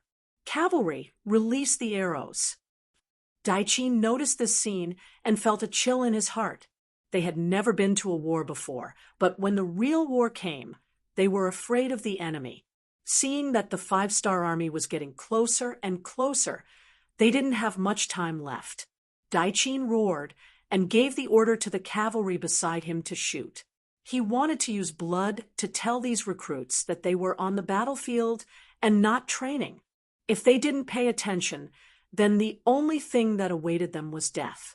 The 5,000 cavalry, made up of all veterans, looked much better than the recruits. When they heard General Daichin's order, although they couldn't bear it, they were after all their comrades, their countrymen. However, military orders were like mountains, and they couldn't afford to hesitate or slack off. Arrows were nocked, and arrows were prepared. Whoosh, whoosh, whoosh. One after another, iron-tipped bows and arrows flew through the air, shooting toward the very front of their own troops, where the archers and spearmen were supposed to be in formation and ready to defend against the enemy. Swoosh, swoosh, swoosh. The arrows all fell, hitting the backs of the unprepared and stunned soldiers. In just one wave of attacks, at least hundreds of people were killed or injured. Fresh blood assailed their nostrils. When death was right in front of them, some of the recruits were so scared that their footsteps became unsteady. They didn't know where to go. However, even more soldiers were awakened by the shock. Their thoughts finally returned to reality, and they already knew that they had to pick up their weapons and prepare for battle. Being forced to do so was also a very correct way to deal with it. Instead of seeing blood, one would be afraid of blood. The moment one saw blood, it was easier to arouse the heroic spirit and fighting spirit in one's heart. One had to admit that Daichin had made the right bet. At the very least, under his orders, at the cost of losing several hundred people, the enthusiasm of the vanguard army was aroused. They finally knew their duty and what they should do next to avoid more deaths and more bloodshed. 3 miles away, the vanguard of the 5-star army had already entered. The new 3 armies formed by the elites of the various Mongolian races were coming over with an imposing aura. They spurred their horses forward, and as they charged, they held their bows in their hands. Shining arrows were pulled out from their quivers, and they were prepared to shoot from afar. For an army that had just come back from the battlefield of one nation and had made many contributions, they knew how to perform on the battlefield in order to kill the enemy as much as possible and protect themselves as best as possible. Some tactical actions were like blood was thicker than water, and they had become a habit. Just like right now, they were bending over their horses, minimizing their own targets to ensure that when the enemy's arrows came, the possibility of hitting them would be minimized. The moment they looked ahead with bright eyes, they were like a pack of wolves on the grassland, locking onto their prey. This instinct, along with the countless brushes with death, made many of them instinctively feel the threat of death. What kind of enemy could pose a threat to them, and what kind of arrows could hit their positions? When they looked over, they already had a general understanding in their hearts. Therefore, when they saw the performance of the Turpan soldiers, the threat they felt wasn't strong and could even be said to be weak. The enemy's strength isn't strong, and their morale is low. Take this chance, charge. A company commander at the front, after making a judgment based on his intuition, gave the order to his 100 soldiers. There were many other company commanders like this. Most of them crawled out from piles of corpses. Maybe they couldn't read much and couldn't speak much, but one had to admit that they had a lot of experience in commanding on the battlefield. A tiger leading a pack of wolves to fight a wolf leading a pack of sheep. This result seemed to have been decided a long time ago. There was a saying in the world about the food chain. What you eat is predetermined a long time ago. Even if there were some miracles, it didn't mean that this principle would be easily changed. Just like now, the 30,000 Turpan soldiers, led by Daichin, couldn't create any miracles. Release the arrows. When the distance between the two sides was less than 200 meters, General Daichin on the horse let out an angry roar. Technically, they weren't completely within the range of the arrows, but Daichin still gave the order. He was afraid that if the distance was too close, the archers would show their cowardly side again. After the order was given, the 5,000 archers didn't hesitate to release the arrows in their hands. The results of their training finally showed. At least after the order was given, they could execute it. This was already not an easy thing to do. As for the reaction of the soldiers, if General Daichin had to give it a score, he would give it at least 70 points. 5,000 arrows were shot from afar towards the 5-star army's vanguard cavalry. Under the rain of arrows, there seemed to be no place that was safe. Facing the attack of the arrows, the new army's cavalry showed their rich battle experience. Just like in modern warfare, there were veterans who could accurately predict where the bullets would land and where the cannonballs would land. many of the cavalry soldiers made all kinds of dodging actions. Some leaned their bodies to the side of their horses, some pulled their horses to the side, some waved their cavalry swords in front of them, and some jumped off their horses and rolled to the ground. No matter what kind of dodging action, it was all based on their position. If they could dodge, they would dodge. If they couldn't dodge, they would block. If they couldn't block, they would abandon their horses. The Five-Star Army's military rules had one requirement in this area: how to protect oneself to the greatest extent under the rain of arrows was the most important. As for whether the posture was the same, whether it looked good or not, no one paid attention to it. Under all kinds of dodging actions, the 5,000 arrows only caused a few hundred horses to be shot and a few hundred soldiers to be injured or killed. Among them, the number of injured soldiers was far greater than the number of dead soldiers. This naturally had to do with the rich battle experience of the new army's cavalry, but at the same time, it also had to do with the fact that the Turpan army had fired their arrows too early. Most of the arrows weren't in range, so they didn't threaten the safety of the new army's cavalry. Reflect. After the first wave of arrows, the new army's cavalry began their counterattack. It was impolite not to reciprocate. Under the speed of the war horses, the distance of a few hundred meters was covered in a flash. Right now, the distance between the two sides was less than 100 meters, which was the optimal range for the arrows. The new army's cavalry began their counterattack. Unlike the blind arrows of the Turfan archers, the arrows of the Five-Star Army cavalry were very methodical. Based on the positions they occupied, they would choose the opponents closest to them to ensure that each arrow would only target one person, and there would be no duplicates. As such, the vanguard consisted of 6,000 to 7,000 cavalrymen, and the damage dealt by the arrows was on a completely different level from the Turpan archers. When the first wave of arrows landed on the ground, over 1,000 Turpan archers were knocked down to the ground. And all of this was just the beginning. After the first wave of arrows, they didn't need to wait for the previous arrow to hit the enemy. This was an instinct of the Five-Star Army's cavalrymen. They weren't like the Turpan archers, who still needed to wait for the result after firing an arrow. Then they would nervously grab their quiver and reload the arrows. This created a situation where the speed of the arrows was completely different. Over 1,000 Turpan archers were knocked to the ground, which greatly disrupted the speed of their arrows. In addition, they were already nervous to begin with, so the speed at which they took out their arrows was much slower than before. As a result, when the second wave of arrows was released, both sides were actually at the same frequency. Whoosh, whoosh, whoosh, whoosh, whoosh, whoosh, the scene of arrows clashing appeared. Both sides released thousands of arrows at the same time, rushing towards the opposite side. As a result, some of the arrows actually collided with each other in midair, producing a series of crackling sounds of iron weapons colliding with each other. Then, another large group of Turpan archers were knocked to the ground. Previously, they didn't even have the advantage when they attacked first, let alone when they were shooting at the same time. In the eyes of many Turpan archers, they already had no target. All they could do was instinctively shoot.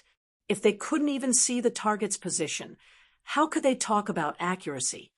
Archers, back off. Spearmen, get ready. General Daichin's heart ached as he looked at this scene. The performance of his own archers was not as good as he expected. Coincidentally, the performance of the enemy's archers was so good. He knew that if they continued to shoot arrows, his losses would only be greater. Now, he placed his bet on the second group of spearmen. He noticed that after a short period of confusion, these spearmen were gradually getting into the right state of mind. Chapter 12:08. The archers began to retreat, while the spearmen began to advance. Their shining spears were like a spear formation, waiting for the cavalry of the five-star army to charge over and pierce through them, giving them a 10,000 spears piercing the heart. The performance of the spearmen was seen by General Daiqin, and he couldn't help but let out a sigh of relief. Luckily, his training wasn't in vain. After a short period of chaos, they started to get into their roles. Now it was time to deal a heavy blow to the five-star army. Although it wouldn't be a sure win, it would at least result in a heavy blow. Next would be the final battle between the two sides. The outcome of the battle would be 50-50. Daiqin's expression started to return to normal. He wanted to see how the five-star army would deal with his spear formation. It must be known that even if he brought 5,000 cavalry to charge in, he wouldn't be able to gain any advantage. An inch long, an inch strong. The cavalry wouldn't be able to charge in and would have to face the sharp spears. They would die without a doubt. It's the spearmen! Surround them! Daiqin's face was filled with anticipation. The new army's cavalry also discovered the enemy's formation. Then, the company commanders who were in charge of commanding the troops showed disdainful expressions. That's right. Once a war horse came into contact with a spear, the consequences would be unimaginable. It would be like a lion plunging straight into a well full of thorns. This was also the reason why many armies were used to using spearmen to deal with cavalry. But the new army's cavalry weren't lions. They were humans with intelligence. Seeing that the pikemen had already formed their formation and charging forward would be suicidal, why didn't they circle around them? As the company commanders gave the order to surround the pikemen, the cavalry of the new Third Army suddenly split up from the middle, moving towards the two sides of the Turban infantry that were waiting for them in formation. What? The five-star army's cavalry's response was seen by Daiqin. His eyes couldn't help but widen. It must be said that surrounding the enemy wasn't a profound battle tactic. The ancient battle formations were mysterious and could be used in any battle. However, when the five-star army was less than 30 meters away from the spear formation, they were still able to change their formation in such an orderly manner. This was not an easy thing to do.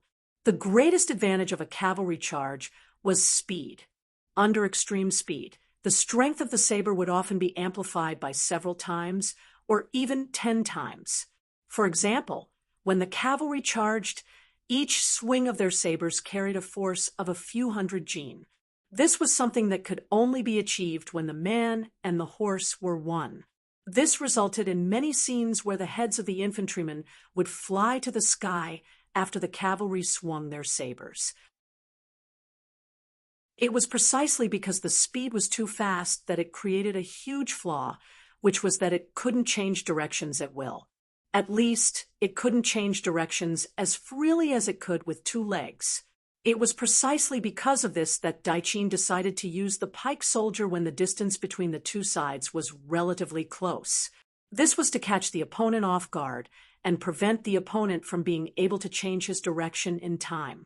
With 6,000 archers in front, they were densely packed and blocked the vision of the five-star army's cavalry. This increased the concealment of the pike soldier. Suddenly using the pike soldier would increase the chances of dealing a fatal blow to the enemy. But now, the five-star army's cavalry actually changed their direction so easily. It looked like they were doing it so skillfully. How could General Daiqin not be shocked? This was the first time the enemy was fighting on the battlefield.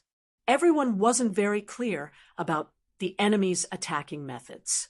This made it easier for them to use their trump cards. But looking at the five-star army, it was as if they already knew about the pike soldiers' ambush. What was going on? On this point, one couldn't help but say that Daiqin's vision was limited. He thought that he was able to lead his troops well. First the archers. Then the pike soldiers' sudden appearance would definitely catch the enemy off guard. But what he didn't know was that this tactic had been used by the Japanese army for a long time. As a new army that had fought against the Japanese army And one, they were already used to this tactic. Right now, the Turpan army was just following in the footsteps of the Japanese army. There really wasn't anything new to speak of, but to the Turpan army that hadn't fought in a war for many years, under this kind of speed, the cavalry could still change their direction. This was too shocking. And if Daiqi knew that Yang Chendong had given a strict order that the cavalry could only display their full speed when attacking the enemy, under other circumstances, they couldn't maintain their full speed and had to be prepared to change their direction at any time, then he wouldn't be so shocked. As mentioned before, the new army's composition was mostly made up of the warriors of the grassland tribes. A large portion of them were cavalry warriors that had fought with Tuachuo Buhua Khan before. For such experts, changing direction at a distance of 30 meters wasn't difficult at all. Even if it wasn't as easy as eating and drinking, it wasn't much different. The vanguard cavalry of the new army changed their direction and surrounded the Turpan army from both sides. While they were half surrounding the Turpan army, the bows in their hands weren't idle. They shot towards the Turpan army from both sides. The Turpan army's archers had already retreated and returned to their formation. It was impossible to counterattack in a short period of time. This allowed the new army's cavalry to focus on their targets without worrying about being reflected back. Arrows flew through the air, occasionally taking the lives of the Turpan army's soldiers. Among them, most of the soldiers were short-bladed soldiers. Piao Dao soldiers split into two sides and protect the formation. Seeing the soldiers being easily killed by the 5-star army's cavalry, General Daiqin's heart was bleeding. He had no choice but to change the formation again. After the order was given, the short-bladed soldiers outside the formation started to move inwards. The Piao Dao soldiers inside the formation started to move outwards. There was a bit of chaos in between the two sides.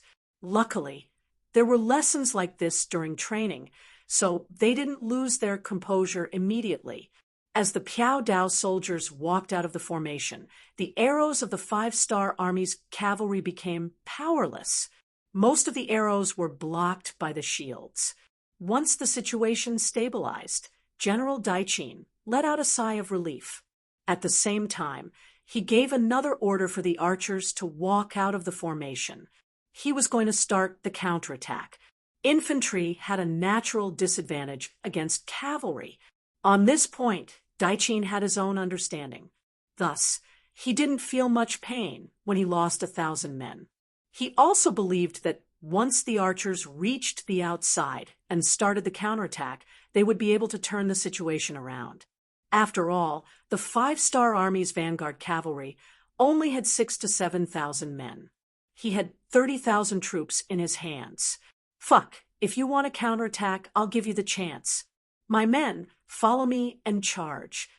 A company commander on the left side of the Turfan army noticed the change in the enemy's formation. He cursed and led his men, who were still alive, to charge. The ones on the outside were only Piao Dao soldiers. According to the saying, they had a natural disadvantage against cavalry and were completely countered. When faced with the sudden charge of the cavalry, even though there were only a company of 100 men, they still managed to carve out a huge gap, killing over 100 Piao soldiers. This caused the formation of the Turfan army to change again and again, becoming even more chaotic. With an example, the other company commanders realized that this charge was very effective. They all followed suit. More and more companies joined the charge.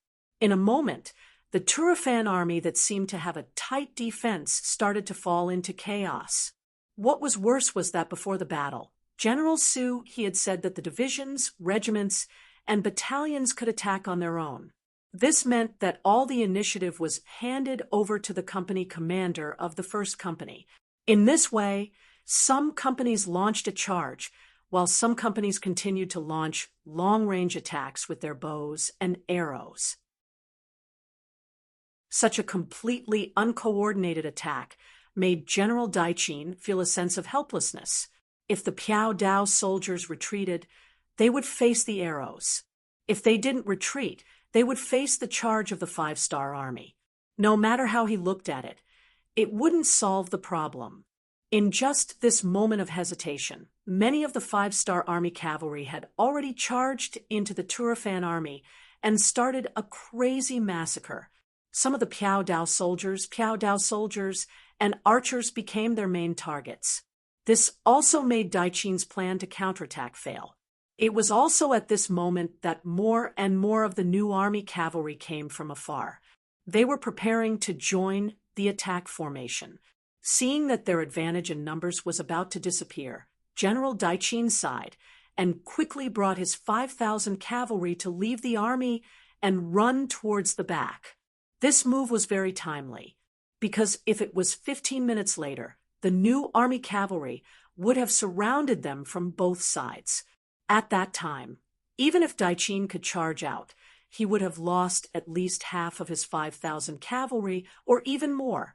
With General Daiqin's escape, the already chaotic formation instantly collapsed. Without a unified command, the general didn't know the soldiers, and the soldiers didn't know the general. Adding on the appearance of the new army cavalry, it was like the last straw on the camel's back. In an instant, the infantry formation completely collapsed. The new army cavalry used this chance to charge into the formation, raising their sabers to kill while shouting the slogan of surrendering to avoid death. No one wanted to die, especially when they knew that they were losing. More and more Turfan soldiers knelt on the ground and threw down the weapons in their hands. The battle was over. Out of the 25,000 Turfan infantry, around 5,000 died or were injured. The remaining 20,000 all surrendered. Not a single one escaped. The new army only paid the price of around 1,000 cavalry killed or injured. This great victory made Commander Su He overjoyed, and at the same time, he rewarded the company commander who was the first to launch the attack on the spot. At the same time, this victory was also reported to King Wu Nan Yang Qindong, who was coming from behind by telegram. Chapter 12:09. Good. The first battle was a great victory. Looking at the contents of the telegram, Yang Qindong was in a good mood and laughed loudly. Logically speaking, the first battle was to take down the 8-mile gap. In that battle, they had taken down the eastern gate of the Tulyafan kingdom with almost 0 losses. But in Yang Qindong's eyes, all of this was due to the artillery. Anyone with such a powerful weapon could achieve such an effect. On the contrary, the new army's first battle, killing 5,000 enemies and capturing 20,000 prisoners, this was the real victory on the battlefield. Announce the contents to the entire army and commend Commander Su He. Yang Qindong said with a laugh as he returned the telegram to Wang Shan. Yes. Wang Shan replied, then turned and left. Beta Persei frowned and asked carefully and worriedly, Young master, won't such a commendation cause dissatisfaction among the other commanders? It's not good for unity. Ha ha! Yang Qindong waved his hand and said, winning the battle and making great contributions should be rewarded. It's to let the entire army know and put pressure on the other commanders. All of this was intentional by Yang Qindong. He wanted to let the new army win the battle and stimulate the other commanders so that they would also rush to make contributions. Only in this way could he solve the problem in Yilabali as quickly as possible. In Yang Qindong's plan, Yilabali was just one of the tens of thousands of places to be conquered. He couldn't waste too much time in such a place. What he needed to do was to sweep everything with the power of thunder. This not only required his own efforts, but also the joint efforts of the other commanders. Delegating power was what Yang Qindong had to do to achieve his goal. If everything was under his command, He could win one battle, win two battles. But if power was handed over to the commanders, then small victories would accumulate to great victories, and finally complete the victory in the shortest time and extent. This was what he wanted to see. The telegram was sent very quickly and spread throughout the army in the shortest amount of time. When the telegram was delivered to Major General Tian, who of the 1st Cavalry Division, a look of surprise flashed across his face. Then, he held the telegram tightly in his hand. Men, inform the 4 commanders to quickly come for a meeting. Tian, whose voice carried a hint of urgency. Several messengers immediately dispersed in all directions. Merely 2 hours later, the 5th Regiment commander, Gong Feng, who was the furthest away from the center of the army, also rushed over. At this point, the 5 regiment commanders had all gathered. While the 5 regiment commanders were still puzzled, Tian, who had already taken out the telegram that was full of wrinkles. After the 5 captains looked through them, one by one, their expressions were extremely solemn. This time, the new army snatched the first prize, which was completely out of their expectations. According to Yang Qindong's military plan, the new army was going to attack the capital of Turpan. It was definitely going to be a tough nut to crack. Unless the 4th Division, who was in charge of logistics, arrived, who knew how much effort it would take to conquer it. But now, their luck was so good that they actually ran into the Turpan reinforcements and snatched a huge victory. This caused the 1st Cavalry Division, which originally wanted to take down Hobak Seri near Kramer City, to fall behind by a step. By taking Hobak Seri, they had cut off the retreat of Ili to the north. This was very important. Yang Qindong didn't just want this huge piece of land. He wanted to eliminate all the opposing forces in this area and achieve complete peace. It was because of the importance of this mission that the 1st Cavalry Division was able to win over the strongest cavalry force. But now, Hobaks was still 100 li away, and the new army had already sent back news of victory. It was no wonder that everyone was unhappy. This is luck. The 3rd Regiment commander, Hubo, Er's face was red as he stretched his neck. Isn't luck a reflection of strength? We only have 20,000 men, yet we managed to defeat 25,000 of the Turks. 20,000 of them were taken captive, and we only lost 1,000 of our own cavalry. How is this not a great victory? Tian, who said in a low voice, even though he had always been competing with Su He and knew that Su He's new army had always wanted to surpass him as an opponent, he had to admit that Su He's new army had fought beautifully in this battle. Even in the eyes of the 1st Cavalry Division, this was the best they could do. After Tian Hu's reprimand, Hubo didn't say anything else. He was convinced by this battle result. The 4th Regiment commander, Bai Shuang, also had his head lowered. He could feel the tension in the tent. It wasn't a good thing for a general to be anxious before the battle had even begun. He decided to stand out. He raised his head and said, "Division commander, regimental commanders, since the new army has already taken the credit, if we want to perform better, we have to think of a way to achieve the results." Think of a way to achieve the results. Regiment commander, Bai, what do you mean? The 1st Regiment commander, Tai Mu, scratched his head. He didn't dare to underestimate this student of Bugnam of Gojoseon anymore, but sometimes he just couldn't understand what he was saying. Haha, it's like this. Bai Shuang said humbly, "We won't be able to take the credit no matter what." Since that was the case, it was better not to think about it and focus on how to conquer Hobak Seri at the same time, while doing so at the same time with the least cost. Didn't the new army lose 1,000 men? If we only lose 100 men, or even less, to take down the target and report it to teacher, then don't you think we'll have contributed as much? These words made the other regimental commanders' eyes light up. The 5th Regiment commander, Gong Feng was the first to nod and say, "That's right. Regiment commander buys. Words make sense. I agree. I agree as well." The first regiment commander, Mu also hurriedly expressed his opinion. The second regiment commander, Lu Duo, and the third regiment commander, Hubo, also expressed their opinions.